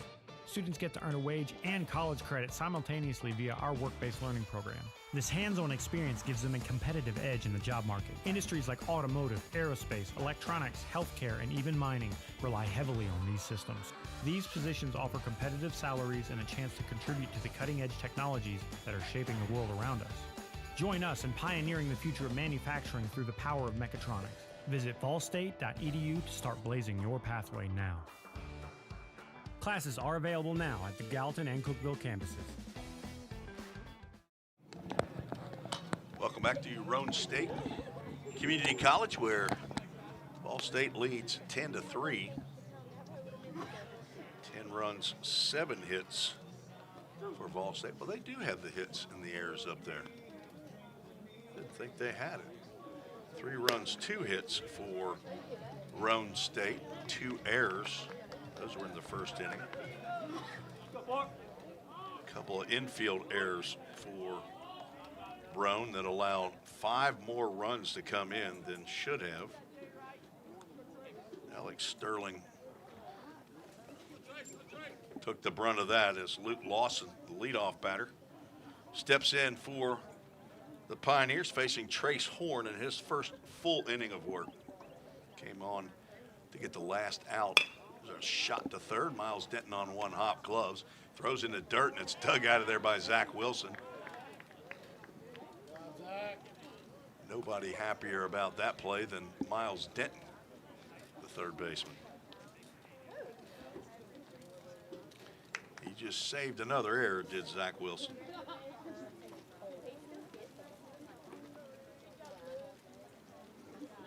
Mashinsky steps in. Reed 0 for 1, a couple of walks. Looks at a breaking pitch, nips at the outside corner for a called strike. Lady Pioneers won game 1 against Columbia State, 10-0. Another breaking pitch It looked pretty good from here, not called a strike.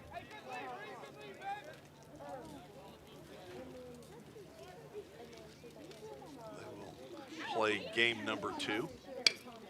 That pitch is popped up. It's a high fastball popped up out to right field. It'll get out to Jacob Davis in right field. Route number 2.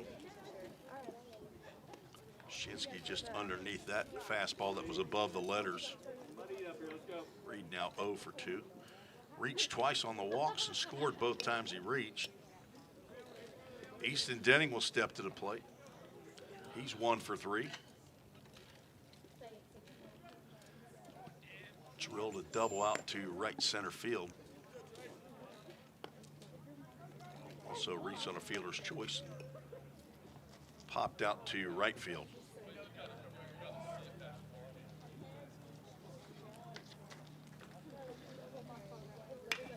Pops this one up down the left field line. It might be playable over John O'Pierce. He's going to make the catch in fair territory, and for a 1-2-3 inning for Vol State.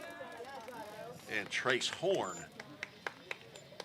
comes in and retires a side in order. We'll head to the bottom of the 5th. We'll keep it right here for right now. Those we have our Allie Cassidy Brick and Stone Alumni Spotlight.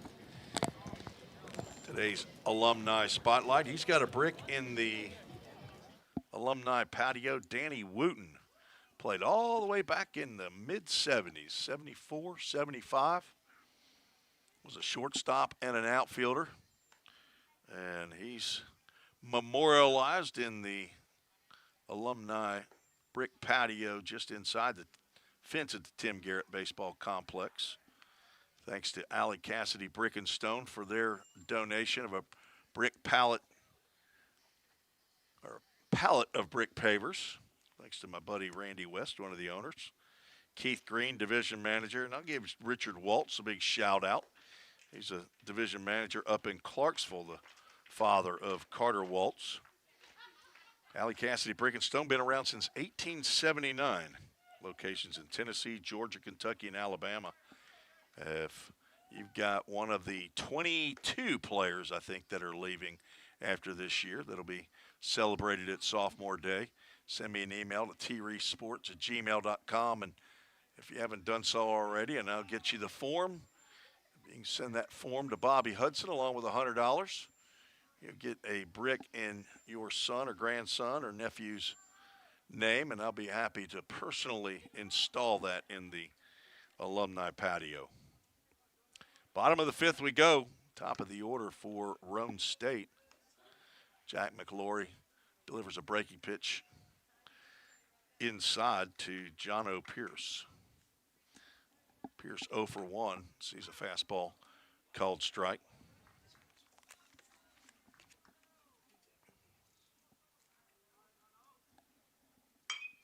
Ground ball to short, bobbled, and Nepper's not going to be able to make that play. Got a glove on it, but didn't get in the glove. Pierce will reach on the air.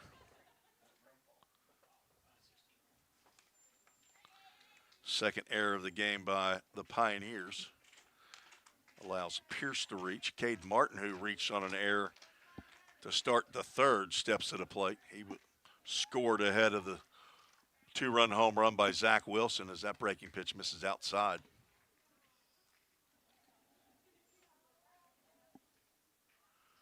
Martin came in hitting .381, having an excellent year. Leads the club in runs scored and doubles. Pops that one up and out of play.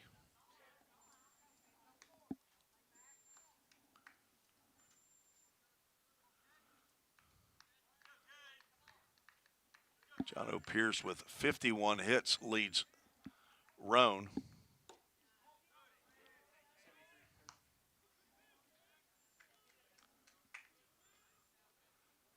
Martin's 43 hits, his second on the club. 9 doubles, 2 triples, 4 home runs, 20 RBIs for Cade. Sidearm is driven down the right field line. That's trouble.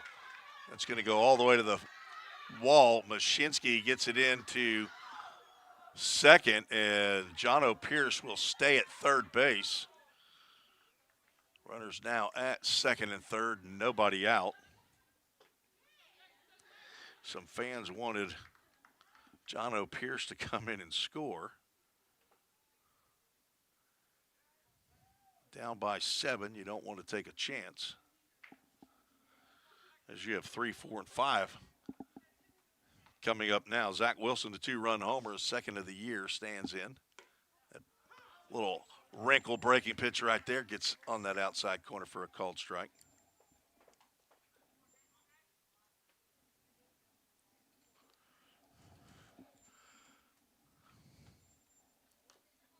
And he's going to reach on a hit by pitch.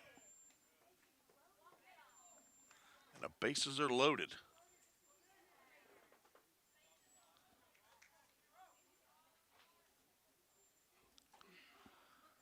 The scoreboard operator up there, Grady Parsons, I believe. He, former Station Camp Bison, one of their top pitchers. He'll throw tomorrow.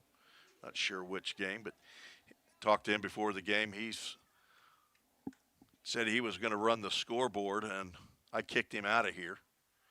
But Cam Hamsley, the head coach, said I could. Grady was kind and gracious about it, but he put up on the scoreboard that was a hit that John O'Pierce got. I disagree with Grady or whoever told him to put a hit up there. Brady Knepper was going to come in and make that play and would have made it if he would have got it in his glove. So that's why there's not 2 errors showing on Vol State's side of the ledger. Trevor Muzzi out to have a chat with Jack McGlory as the bases are loaded, nobody out. Here in the bottom of the 5th, scheduled for 9 innings.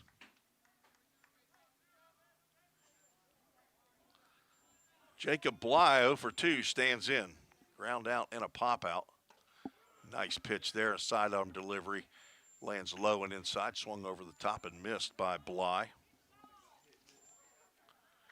Bly from Ravenwood High School. I'd say Independence, probably played Ravenwood a time or 2.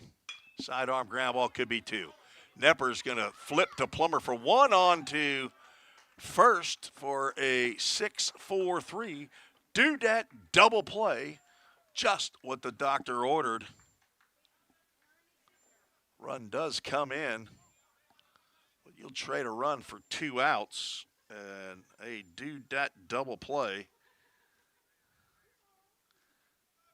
Scores Pierce. Martin moves down to third.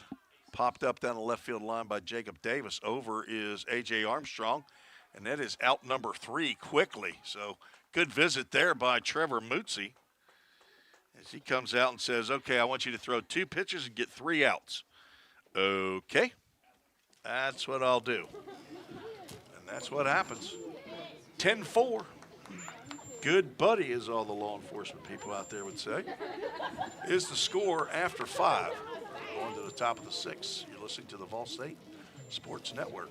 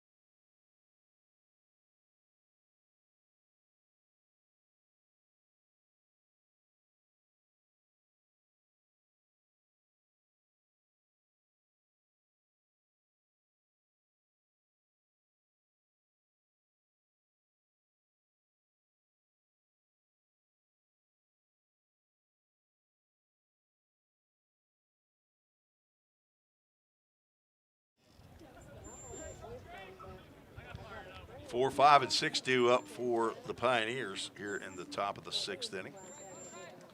Gage Hoover is 2 for 3. Will lead it off and take a healthy cut at a breaking pitch and come up empty. Gage singled in the first, scored a run, doubled, drove in a run, and scored in the fourth. Looks at another breaking pitch a little farther outside. Does not offer it this one. 7 hits for Vol State. They scored 6 in the first inning on only 2. It's 3 straight breaking pitches to Gage Hoover. He's looking for his 10th home run of the year. He's got 9. That up the other day, and instead of, not sure if that was a fastball or a changeup, honestly, came in on Hoover. Was it? 3-1 pitch is high and inside. There's ball 4, and Hoover's going to reach.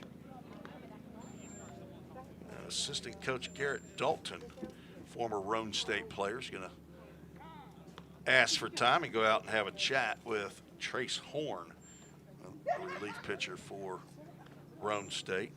He's from Pleasant View, Tennessee, played at Sycamore High School as the assistant coach.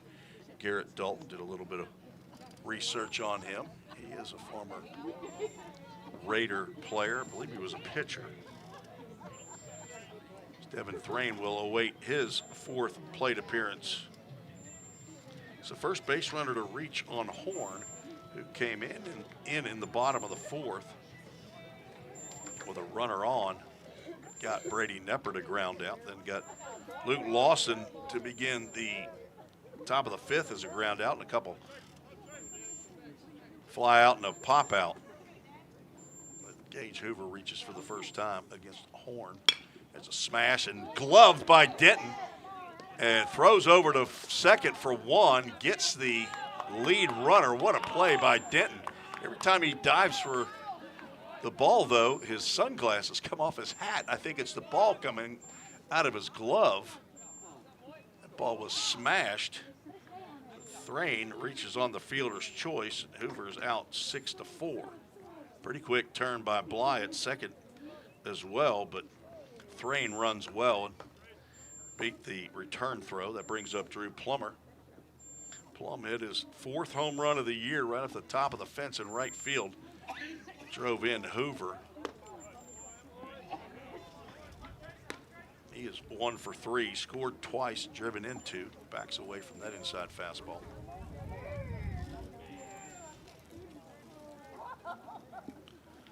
Horn set and breaking pitch in the dirt, blocked nicely by Jonathan Larea. Plummer, then Dean to follow. Scotty still wearing his shin guards. I never liked that. That's a pet peeve of mine. As a former catcher, I wanted to show the batter that was at the plate that I had confidence that he was going to get on. The only way Dean's not going to bat is if Plum grounds it or hits into a double play. 3-0 pitch in there for a called strike. I guess there's anything wrong with it. I don't think it's not violating any kind of a written rule. Just one of those unwritten codes. 3-1 pitch. Thrain does not go, and there's ball 4. Scotty's going to have to take him off. Second walk of the inning. Scotty's got a couple doubles. Has also walked. He's doubled the left center. He's doubled the right center. He's walked right down the middle as well. Scored twice, driven in 2. There's an opportunity for big inning here. See if Scotty can connect on Trace Horn, as there's a breaking pitch that winks at the inside corner. Scotty not ready for that one, or he might have unloaded. The question was, could he have kept it fair? Left fielder Leroy playing over a little bit towards center field. Ooh, he just missed that pitch. Fouls it straight back. Carson Yates playing shaded to the left field side of center field. Jacob Davis playing Scotty Dean out in right field like he's a left-handed pull hitter. He's not shaded into the right center field gap at all. See Yates now moving as Not sure if he knew there was a play on at second base, but he started moving over to the right side of center field. Let's see that on our zoomed camera here.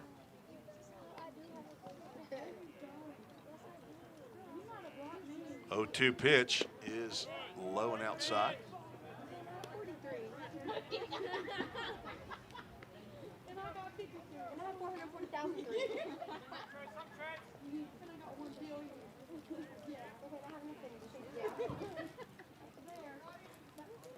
Horn, a Floridian, delivers a changeup. Dean, I think, might have got a little piece of that, but it died when it got to the plate. And it's a second out of the inning. First strikeout for Horn. And A.J. Armstrong steps to the plate. He's 1 for 3. He's got 2 RBIs. Got a chance to pick up a 1 or 3 here. Pulled out just a little bit too quickly on that breaking pitch and fouls it down the third baseline. A.J. more than enough power to get it out of here at Roane State. He's got a couple of big flies. Came in at 14 RBIs, now with 16. He's got power to all fields. Playing in his 27th game. It's his 24th start of the year.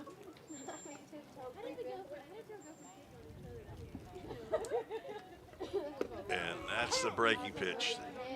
You see that thing hang up there like that. Horn got away with that one. A.J. now down in the count, 1 ball, 2 strikes. Walter State did finish that game in 5 innings, 24-5 over Jackson State. Fastball is up.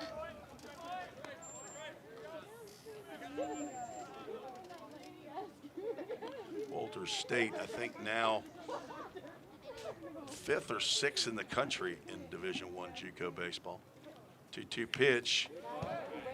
Nice job by A.J. to stay in the count. Fouls that one back. Brady Nepper hoping to get an at-bat here in the 6th inning. We'll retrieve that baseball. So he gets ready in the on-deck circle. Thrain out at second base. Plummer at first. Fastball up and a full count. Ministries full count. That will allow the runners to be off with the pitch. So if Armstrong can get a ball down in the green and in a gap or down the line, 2 runs should score on the extra base hit or long single. Armstrong stands in and he'll wait as Horn disengages for his 1 and only allowed such move on this batter. He's going to deliver this one, and it is low and outside, ball 4. Now 3 walks in the inning. And the number 9 hole hitter, Brady Nepper, stands in.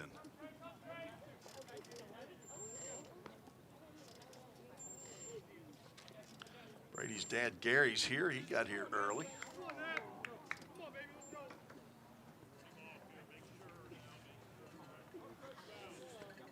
Former Bobcat at Greenbrier.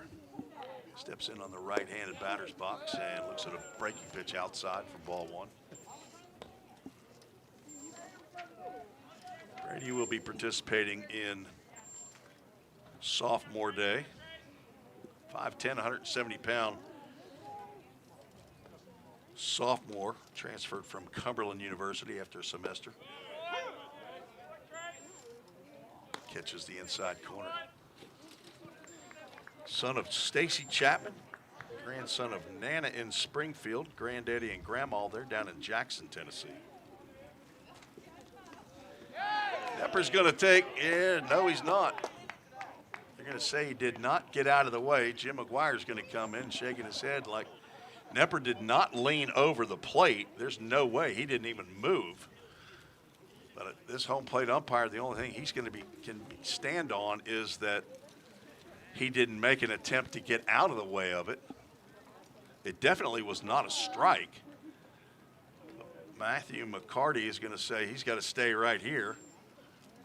Now the question is it a ball?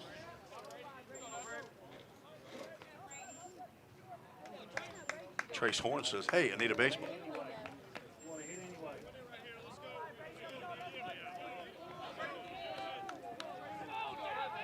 Knepper's going to get another chance to drive in some runs.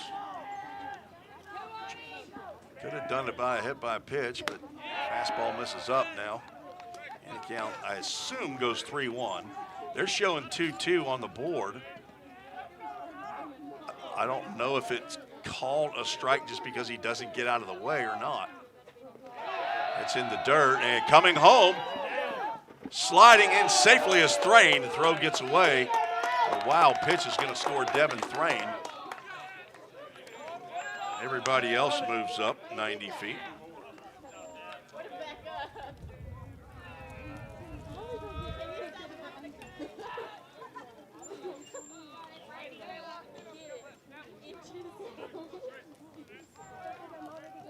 And I guess it is a full count because Knepper's still at the plate, so apparently that's called a strike.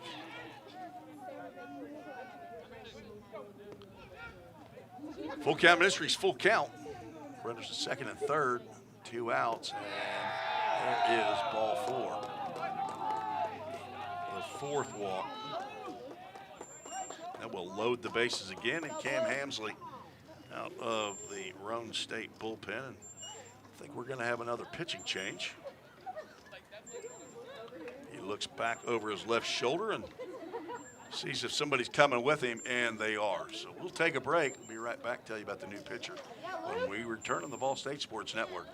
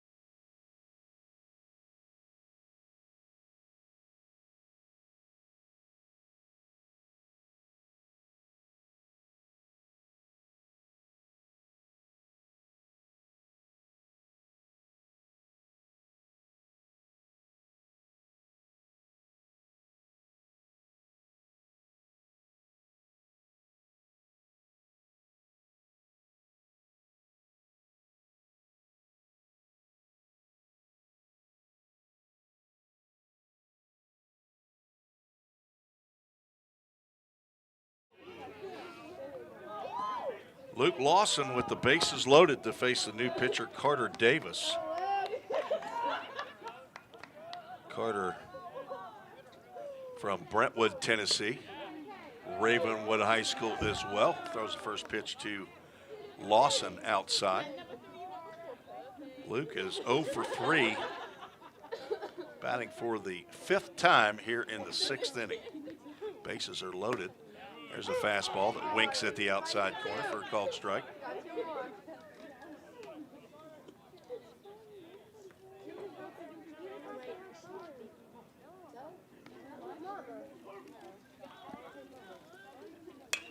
Fouled off to the right. And Davis ahead in the count.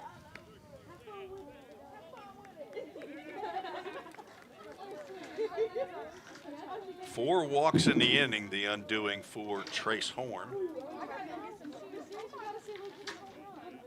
Faced 10 batters.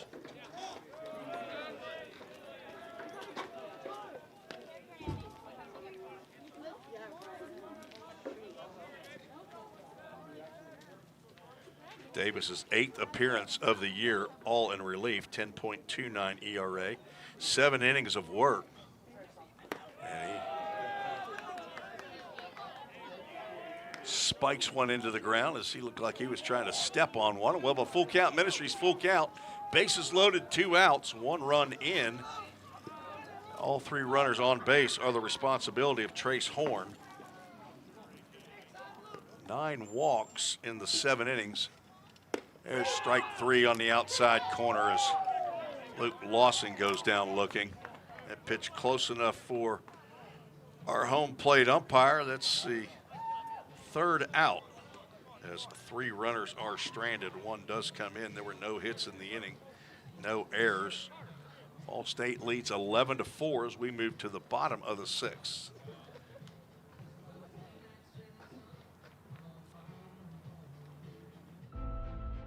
Every day, all around the nation, people find themselves in need of a hero. Fire and emergency medical responders are those heroes we need. They make the difference between life and death. If you desire to make a difference in your community, Ball State is leading the way in training everyday heroes. We offer EMS, paramedic, and fire science programs. Spring 2024 enrollment is now open. Visit ballstate.edu to learn more. The demand for mechatronics professionals is on the rise. Students get to earn a wage and college credit simultaneously via our work-based learning program. This hands-on experience gives them a competitive edge in the job market. Industries like automotive, aerospace, electronics, healthcare, and even mining rely heavily on these systems. These positions offer competitive salaries and a chance to contribute to the cutting-edge technologies that are shaping the world around us. Join us in pioneering the future of manufacturing through the power of mechatronics. Visit ballstate.edu to start blazing your pathway now. Classes are available now at the Gallatin and Cookeville campuses. Jack McGlory back out on the mound for Vol State, his 3rd inning of work. He'll face 6, 7, and 8 in the Roane State lineup. Miles Denton to lead off for the Raiders. Fastball at the knees on the corner for a called strike.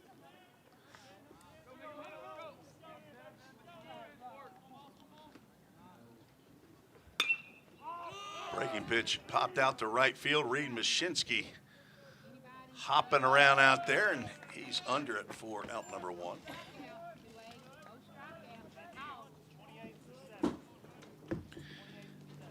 Checking emails here, treesports@gmail.com. Bob Plummer has checked in, said it over at his son's house, Drew's dad's house, and watching the game. Sorry for the fits and starts on the broadcast as we have a pinch hitter, but pretty happy about that home run that Drew hit.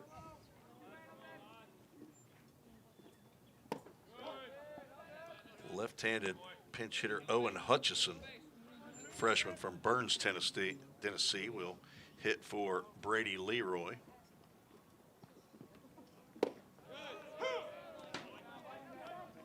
Ball and a strike now to Hutchison.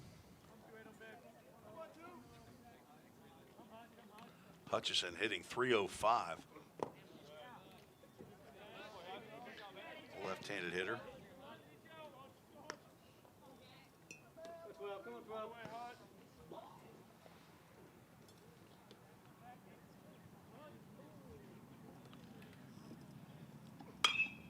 Popped up out of play on the left side.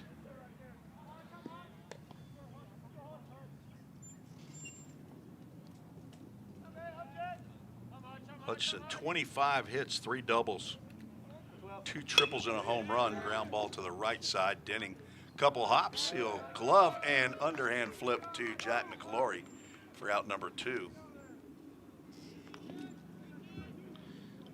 Pitcher fielding practice payoff there for the athletic right-hander Jack McGlory. Leads the club in wins, and Fall State can hold on. He is the pitcher of record.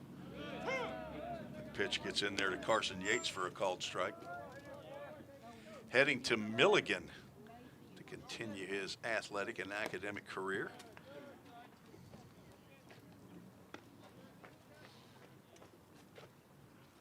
.3-0 record last year as a reliever.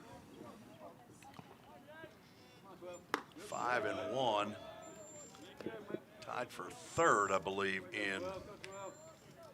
tied for fourth in the conference in wins is Jack McGlory. Swing and a miss. And a Chick-fil-A Gallatin strikeout in the 1-2-3 inning for McGlory. That's his second of the game in 3 innings of work. So 3 strikeouts now for Jack. After 6, we're 2/3 of the way through this contest. Scheduled for 9. This is game 1 of the 3-game series. You're listening to the Vol State Sports Network.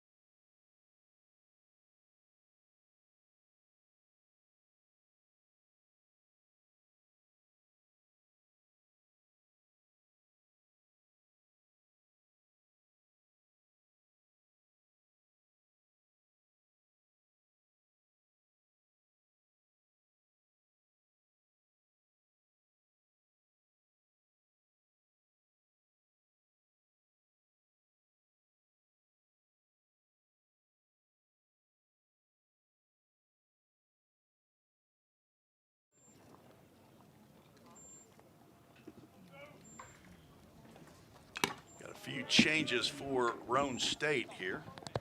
Try to see if I can get them figured out. I think that our pinch hitter, Bowen Hutchison, is now in right field. As soon as he takes his glove out of the way.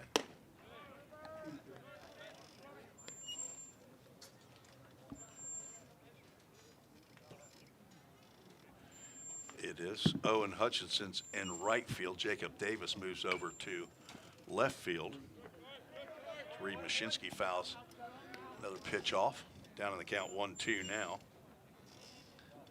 Mashinsky 0 for 2, looking for his first hit. Facing Carter Davis. Zach Wilson, the first baseman, is now behind the plate. And the new first baseman, Ben Edwards, he will hit in the 9 hole. He replaces Jonathan Larea, the catcher.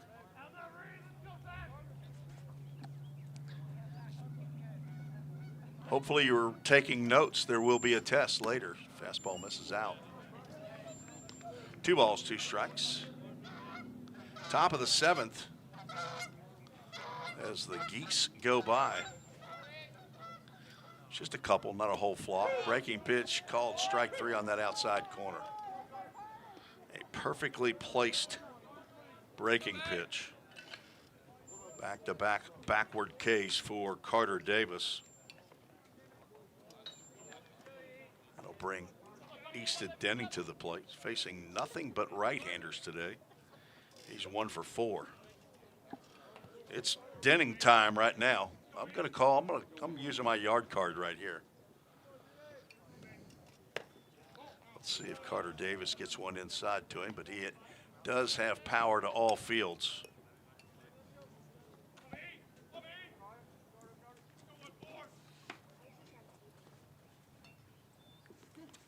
Swings at a high fastball, comes up empty.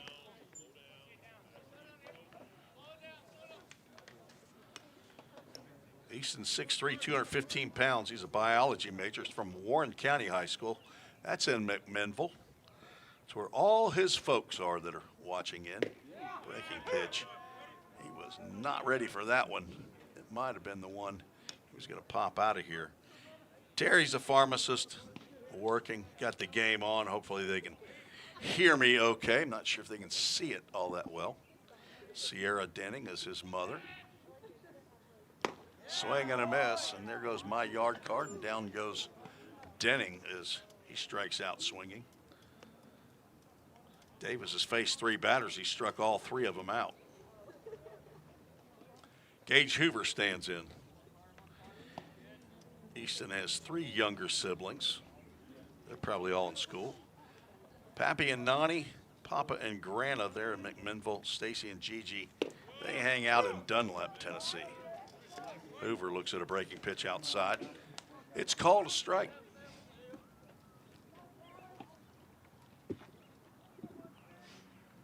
Gage 2 for 3. Swing and a miss. Alex Sterling started the game, went 3 2/3 innings, gave up 10 runs. 5 of those were earned on 7 hits. Trace Horn went 2 innings, gave up 1 run on no hits.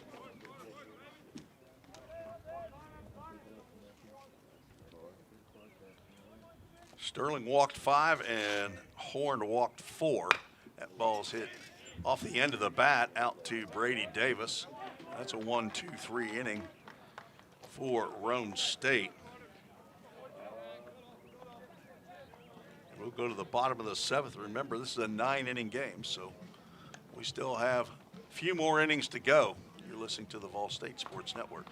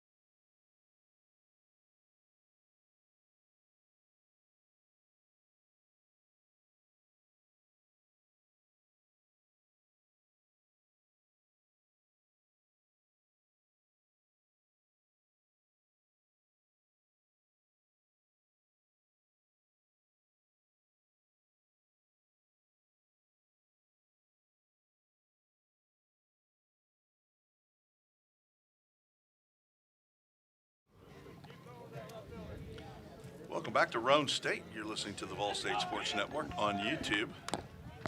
As best as we can do it with the Wi-Fi we have available. Ben Edwards will lead off, facing Jack McLaurie here in the bottom of the 7th inning. Edwards to get his first plate appearance of the afternoon as he steps away from an inside breaking pitch. Edwards came in at the top of the inning, playing first base from Tellico Plains, Tennessee, where he went to high school. He's a redshirt sophomore. So this is his final year at Roane State. There's a fastball in for a called strike.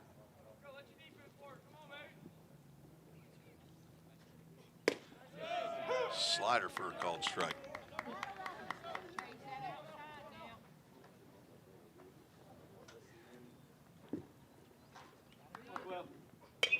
Popped up, and that'll get over Vol State's dugout. Edwards comes in hitting right at 300 on my sheet. Again, not sure if what I have printed off is fully accurate. Ground ball to the right side. Plummer stays down, gloves, throws over to Denning for out number 1. Plummer not much work over on the right side. Gets an assist there. Edwards, 3 doubles, 14 RBIs on my sheet. Let's see if it jives with what they have online. It does. Back to the top of the lineup, Jono Pierce looks at a breaking pitch right over the plate. Called strike. Jono's reached 2 out of the 3 times he's come to the plate. Got tied up on a fastball, checks the swing, and it's a little bit high and tight. Not sure if we're getting out at all, honestly. The drop rate on this showing 86% drop in frames, so maybe we at least have a radio broadcast of it. Fouled straight back. Full count goes 2 balls and 2 strikes. Using the Ball State Verizon MiFi here, but apparently not working all that well. That breaking pitch, have no idea where that missed. The only place it could have missed was high because it looked like it was well across the plate. Full count Ministries, full count to Jono. Ground ball up the middle, that's going to get through. McGlory thought he had him struck out. Instead, Pierce gets his first base hit of the ball game. He's now 1 for 3. And a 1-out knock brings up Cade Martin. On my score sheet, that's the 4th hit of the game. They gave Jono a hit on a ground ball to Brady Nepper in the 5th. Brady charged it, didn't have to charge it real hard. He just charged it and gloved it, but the problem is it popped out of his glove and rolled toward first base. Didn't roll over there fast enough, though. Nepper gloves that. Pretty routine play, honestly. He would have thrown Pierce out without any problem, but on the scoreboard, they showed that as a hit. They're the official scores for their side. There's a nice breaking pitch in there for a called strike.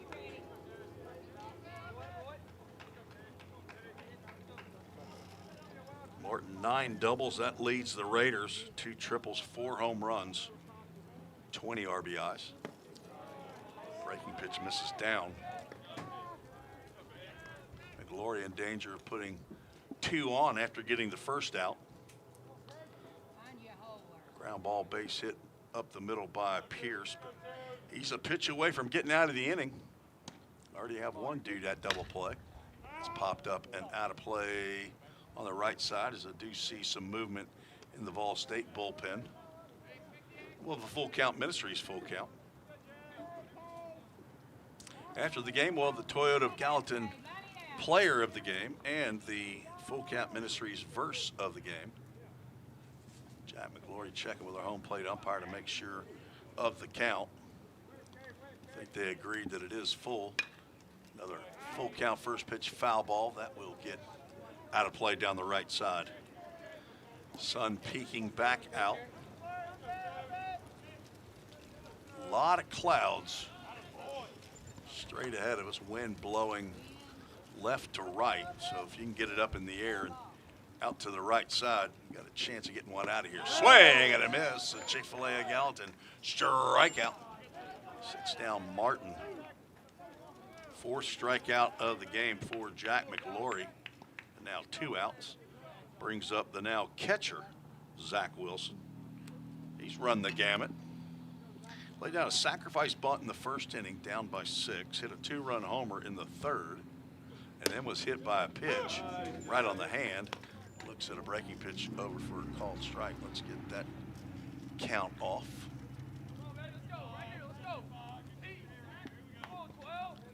Throw over to first.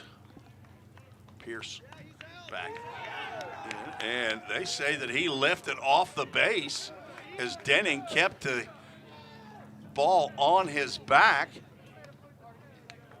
So Pierce is picked off.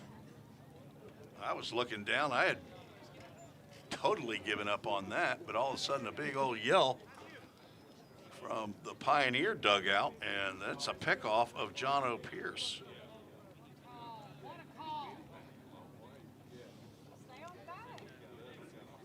No runs, 1 hit, no errors, and nobody left on base. I don't know what happened there, but Cam Hamsley coming to talk to Matthew Bass, the base umpire, about the situation.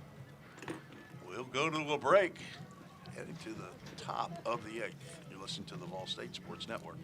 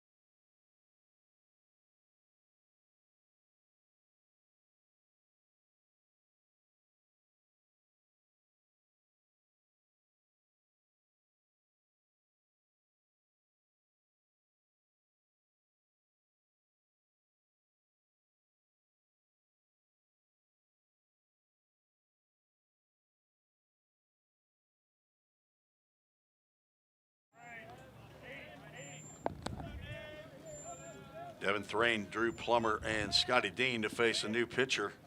Zach Illigan is out for Roane State. The first left-hander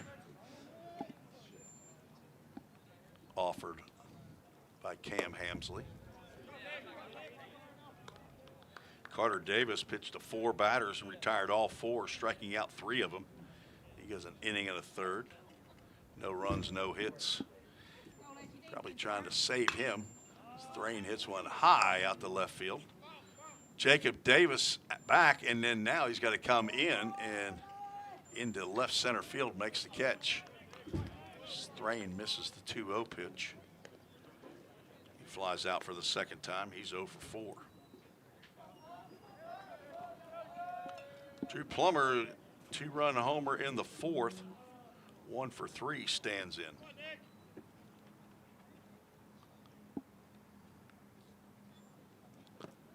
I'm assuming I'm saying the pitcher's last name correctly. It appears as though it's Ilagan, a redshirt freshman from Knoxville West High School. So I need Parker White to let me know that breaking pitch sails too high.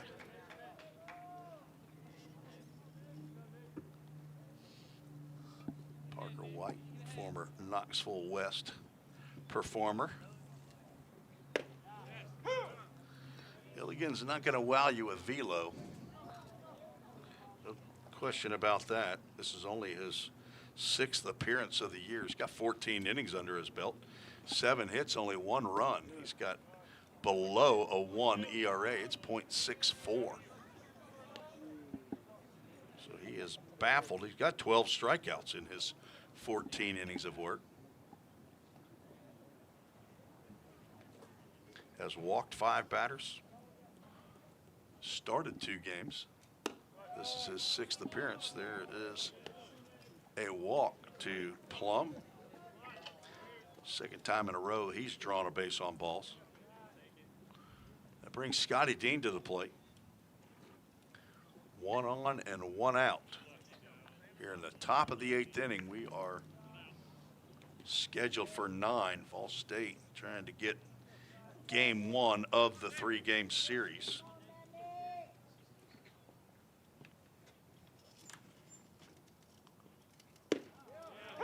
Fastball in there for a called strike.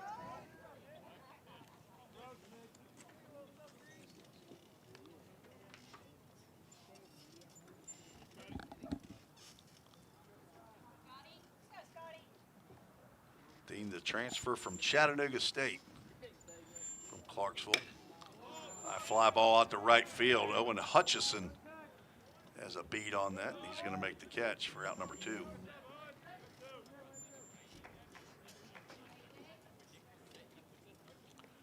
Brings A.J. Armstrong to the plate.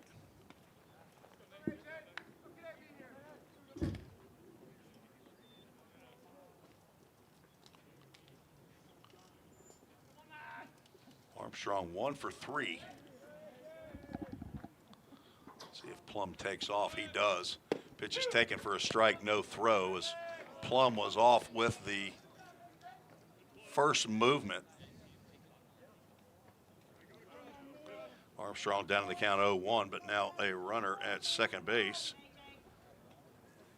That's Plummer's 18th stolen base of the year. High fly ball out to left field. I don't think that's going to stay fair, though, and it won't. It will stay in the field of play. Jacob Davis digs it out of the corner and throws it back in. A.J. way out in front of that, and he's now down in the count 0-2.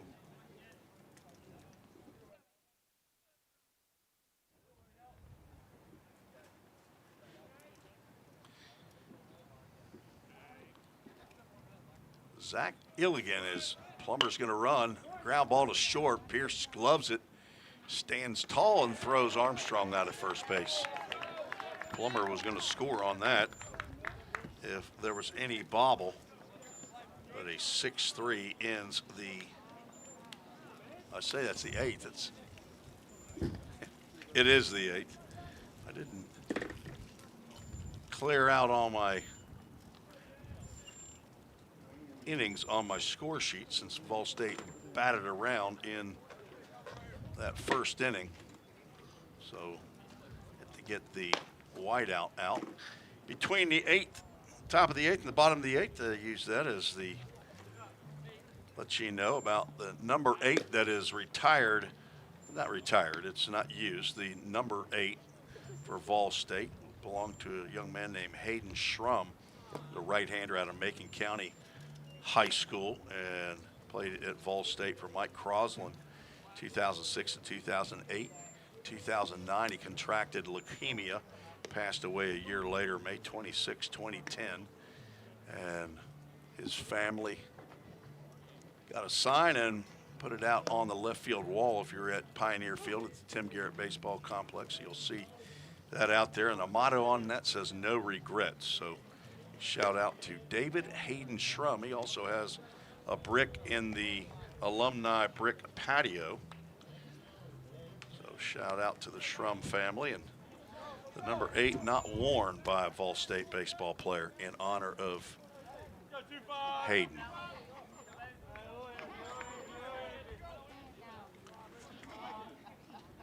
Move to the bottom of the 8th inning. 3, 4, and 5 due up for Roane State, facing Jack McLaury. Ball's lined out to center field. Devin Thrain comes in, makes a sliding catch. Let's see if we could have got that. I could have got that if I kept that camera right there. Although I don't know if our internet's going to have allowed it anyway, but nice play by Thrain for his second put out and a second star. Zach Wilson lines out for out number 1. Jacob Bly, right-handed hitter. He's 0 for 3, stands in.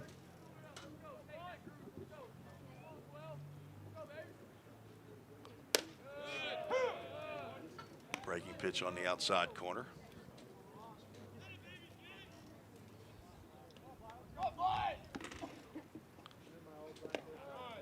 That caught a little piece of our umpire. Got past Scotty's glove and hit the left shin guard of Matthew McCarty, our home plate umpire. Matthew Bass out on the bases. There's a breaking pitch that just catches that inside corner. Count now goes 2 balls and 2 strikes. Bly grounded out, drove in the run, first run of the game for Roane State in the first. Popped out to Plummer on a nice running catch in the outfield. Second baseman, and then grounded into a 6-4-3 double play. Now he's facing a full count. Ministries full count. Ground ball to short. Backhanded by Nepper. Gloves, and throw is about neck high to Easton Denning for out number 2.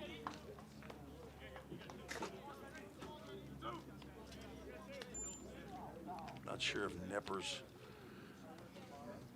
arm issues are fully healed. Came into the season with some discomfort as Jacob Davis steps to the plate. Fastball on the inside corner. He is crowding the plate. Called strike. He hit one to deep right field. Mashinsky on the track hauled that one in. He hits one high and deep out to right center field.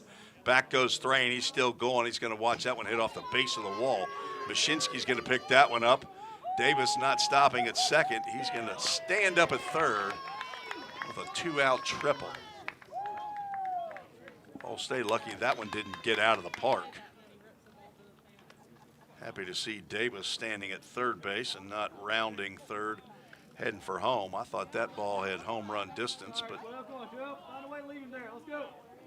Miles Denton will come in to the batter's box to see if he can drive in Davis. First hit of the day for Jacob, the former Beach Buccaneer. He's 1 for 3. Denton 0 for 2.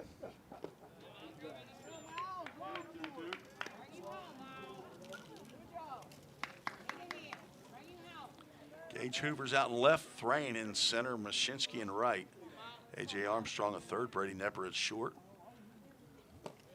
Drew Plummer at second, Easton Denning at first, and Scotty Dean behind the plate, catching Jack McLaury, who's in his 5th inning of work, came on in the 4th. State led 6-3 at the time. Check that 10-3. So that pitch misses inside. On deck, Owen Hutchison, who came in as a pinch hitter in the 6th. Not where you want to get fat right here. You don't want to throw it right there, but Denton taking all the way. McGlory got away with a cookie. Guessing he's going to go back to the breaking pitch right here. If you put Denton on, that's okay. I'd rather pitch to the freshman. And there is the breaking pitch that winks at the outside corner. Denton says, I need a fungo to hit that. Full count Ministries, full count. See if McGlory goes back to that breaking pitch. He will, and he'll lose Denton on the walk.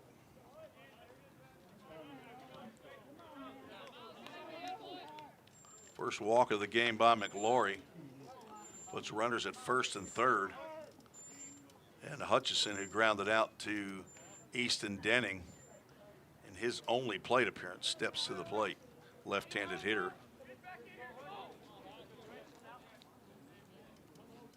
From Burns, Tennessee, Dixon County High School. I think they're the Cougars. Ooh, he had a pitch to hit right there and did not offer.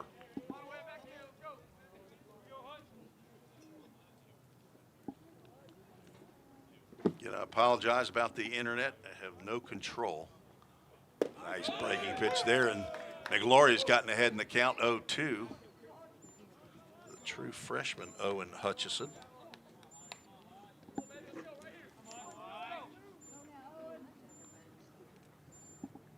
Runner goes, and ball's lined into right field. That's a base hit. That'll score one. Denton's going to go over to third. Throw comes back into the infield. And the runner's going to stay at first and third. And the score is 11-5. RBI single by Hutchison.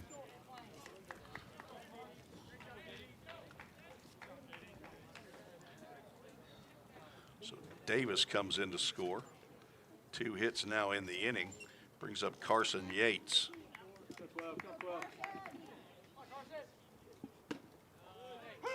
Called strike. Looked like he was contemplating whether or not to call that strike. That looked like one right out of the hand from McGlory. Yates 0 for 3 with a couple strikeouts. Fouls that one off of his foot at the plate. And he's doing the foul ball dance. Jack Lester quickly out of the dugout. He's got a couple baseballs. For Scotty Dean.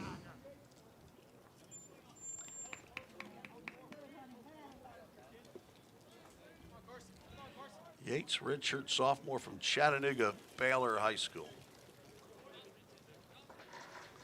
Private school in Chattanooga.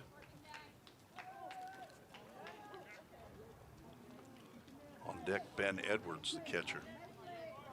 0-2 pitch is high and swung on and missed. On the high fastball, a Chick-fil-A Gallatin strikeout. The 5th of the game by Jack McGlory. He gets out of further damage. 1 run on 2 hits. No errors, 2 runners left on base. We are headed to the, I'm missing an inning. We're headed to the 9th. We are. I'll get my score sheet straightened out. Put that strikeout up there, and Ball State will see if they can play add-on. They'll send 9, 1, and 2 to the plate to face Zach Ilgen. We'll be right back on the Ball State Sports Network.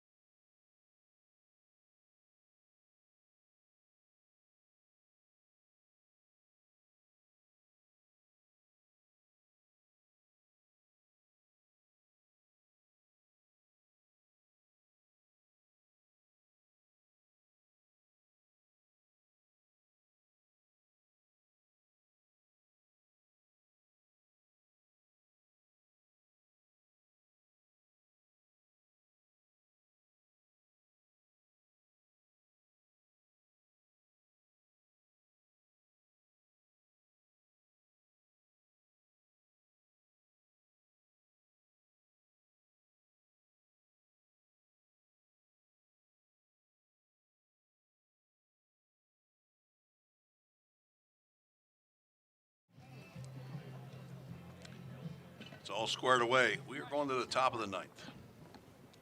Score sheet is fixed. Zach Ilgen back for his second inning of work. Or Ilgen. Could be. First pitch swinging is Brady Nepper. He hits one right to John O'Pierce, his counterpart. And he's retired 6-3. Couple ground outs for Nepper, a couple of walks and a pop out. He's 0 for 3. Luke Lawson stands in. Luke looking for his first hit of the ball game. 0 for 4, was hit by a pitch. Started everything off as that breaking pitch missed somewhere.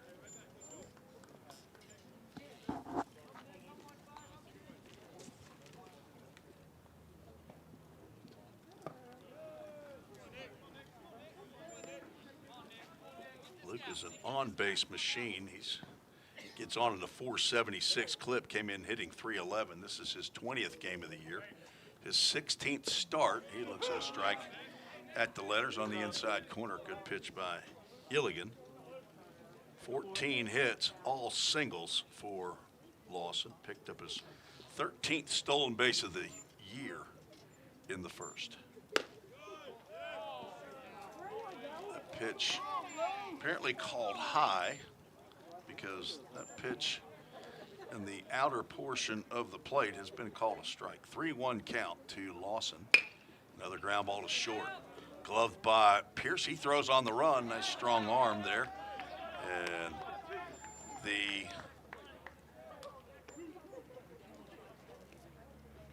shortstop for Roane State gets the first 2 outs. He is headed to Carson Newman in the fall. Talked to him before the game. Said he's going to go up there and become an Eagle. Reed Mashinsky also looking for his first hit. 0 for 3 with a couple of walks. Scotty Dean, a couple hits. Gage Hoover with a couple. There's a drive into left field. Will it get down? It will. Blocked by Jacob Davis. Mashinsky thought about going to second, and he will scramble back to first and get a 2-out base hit. There's his first hit of the game. That was a line drive that was diving for the grass. Davis tried to come in and make the catch, but able to get a glove on it. Easton Denning stands to the plate, 1 for 5. Pop out, fly out, strike out, reach on a fielder's choice, also doubled. Pops that one up straight over the press box.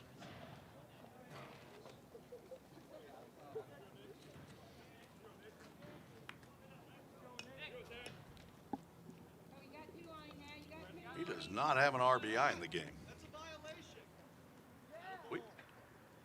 We have a violation. Not sure what the violation was, but they said it's a ball.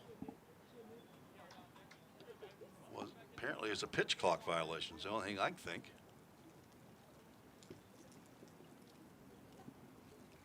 Left-hander delivers. It's going to catch the outside corner. Denning now down in the count, 1 ball, 2 strikes. On deck, Gage Hoover hoping to get another shot in this ball game. Doubleheader tomorrow beginning at noon, and I'll effort to broadcast it again. Throw over to first. Owen Hutchison, the right fielder, I saw him moving before the pitcher threw over to first base, so not sure if everybody's wearing the communication devices or not, but it doesn't appear so. So maybe there's some sort of a sign that the right fielder can see. The runner is taking off, but Easton Denning, who does not get out of the way of a pitch thrown right at him, he's going to be allowed to go down to first base. So Nepper was not allowed. Later walked, but this time, I guess, since he didn't get hit in the elbow, he's allowed to go to first. So first and second, Hoover. Perfect time right now, Gage, for number 10.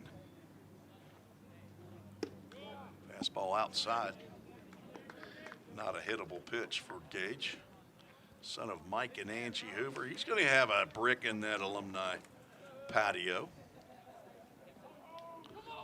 Hello to the homers and the hoppers up in Pittsburgh. Hopefully they're able to listen in if they can't watch with the internet issues that we're having.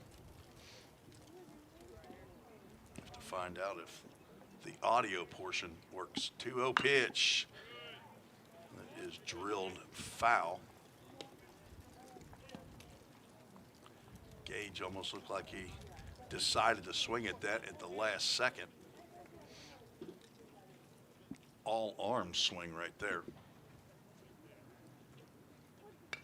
Fouled straight back, and Illigan back in the count. 2 balls and 2 strikes. Alex Sterling started with 3 2/3. Trace Horn the next 2 innings. Carter Davis, perfect 4 up, 4 down, an inning in the third. Now Zach Illigan.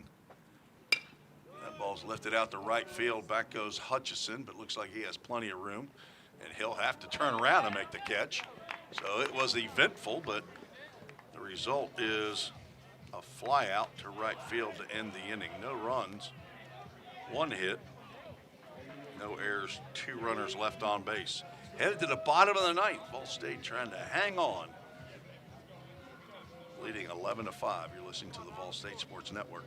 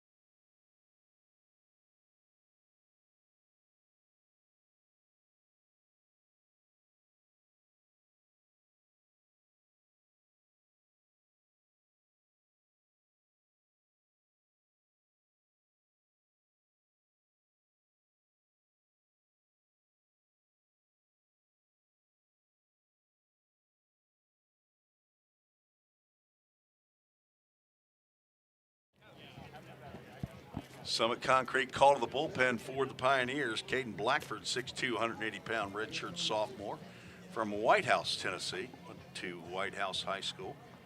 Son of Jeff and Kim Blackford, brother to Alexa and Davis. Pop in Ridgetop, and Nana is in White House, as Blackford is on in relief of Jack McLaurie, who goes 5 innings of work. 4 hits, 2 runs, 1 earned, 1 walk, 5 strikeouts. Did hit 1 batter, faced 20.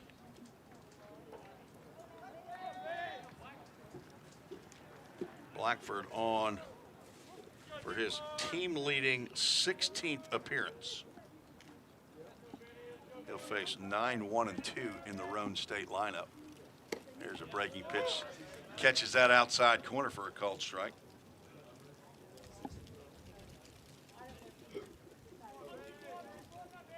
There's another one, but just a little bit too far. Blackford, a 3.38 ERA. 1-0 record. All of his appearances have been in relief. Here's a ground ball to third. Armstrong stays down on this one and gets a glove on it. Nice throw over to Denning for out number 1. That was a little bit easier of a play. I'm not saying that he hadn't done well. The other 2 have been smashed to his left. One of them I credited as a single. The other one I credited as an error, or charged an error. 1 out brings the top of the order, John O. Pierce, to the plate. He He got his first hit of the ball game in his last at-bat.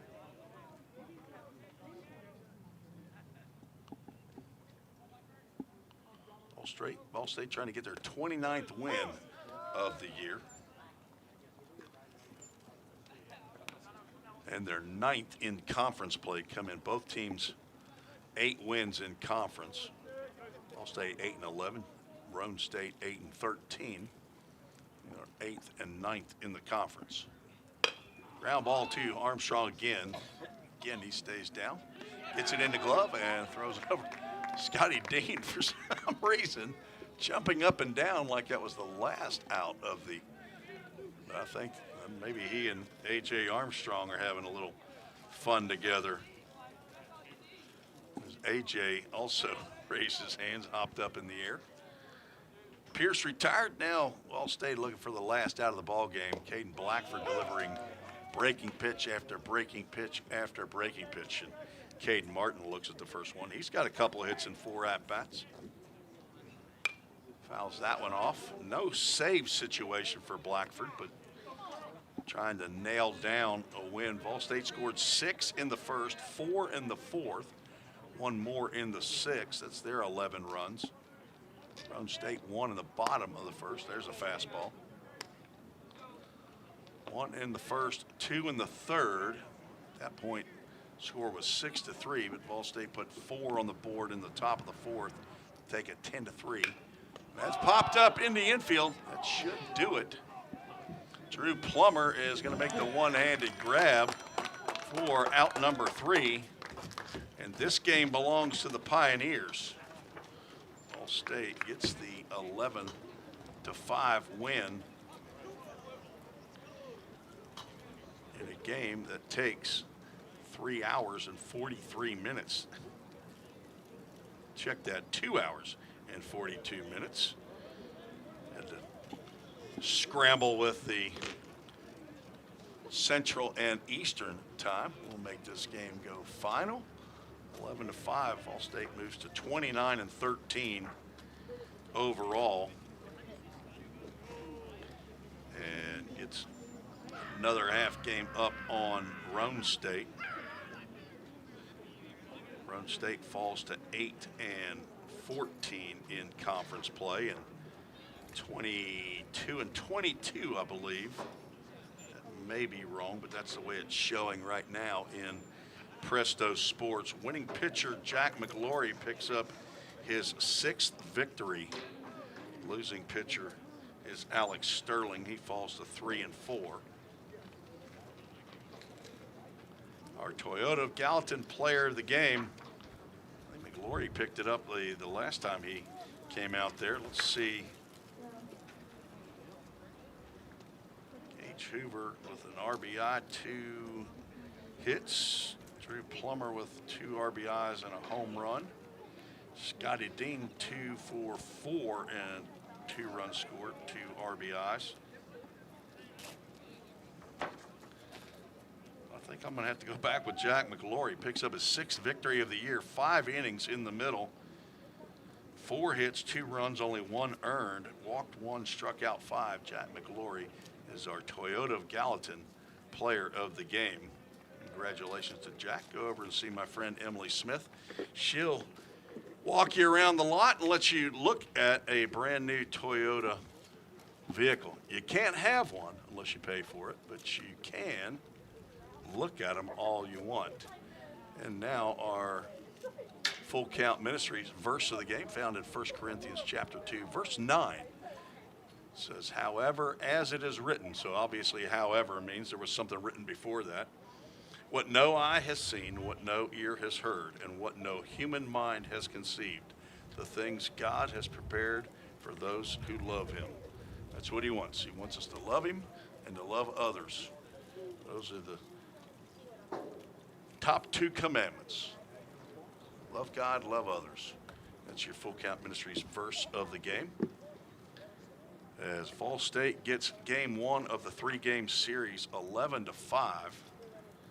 I have 11 runs, 8 hits, and I believe I have 2 errors. I do for Vol State. Roane State, I have 5 runs, on 6 hits. We'll have to see how that box score shows it. They had 7 on the scoreboard, and they had 2 errors in the game as well. We'll be back here at noon Eastern, so 11 o'clock Central Time for those of you in Middle Tennessee. Those of you here in the Eastern area, maybe you're here at the ball game or you'll be here tomorrow. I'll look forward to seeing you. I'll be in the press box. Thanks to Cam Hamsley, the head coach, and to athletic director David Lane.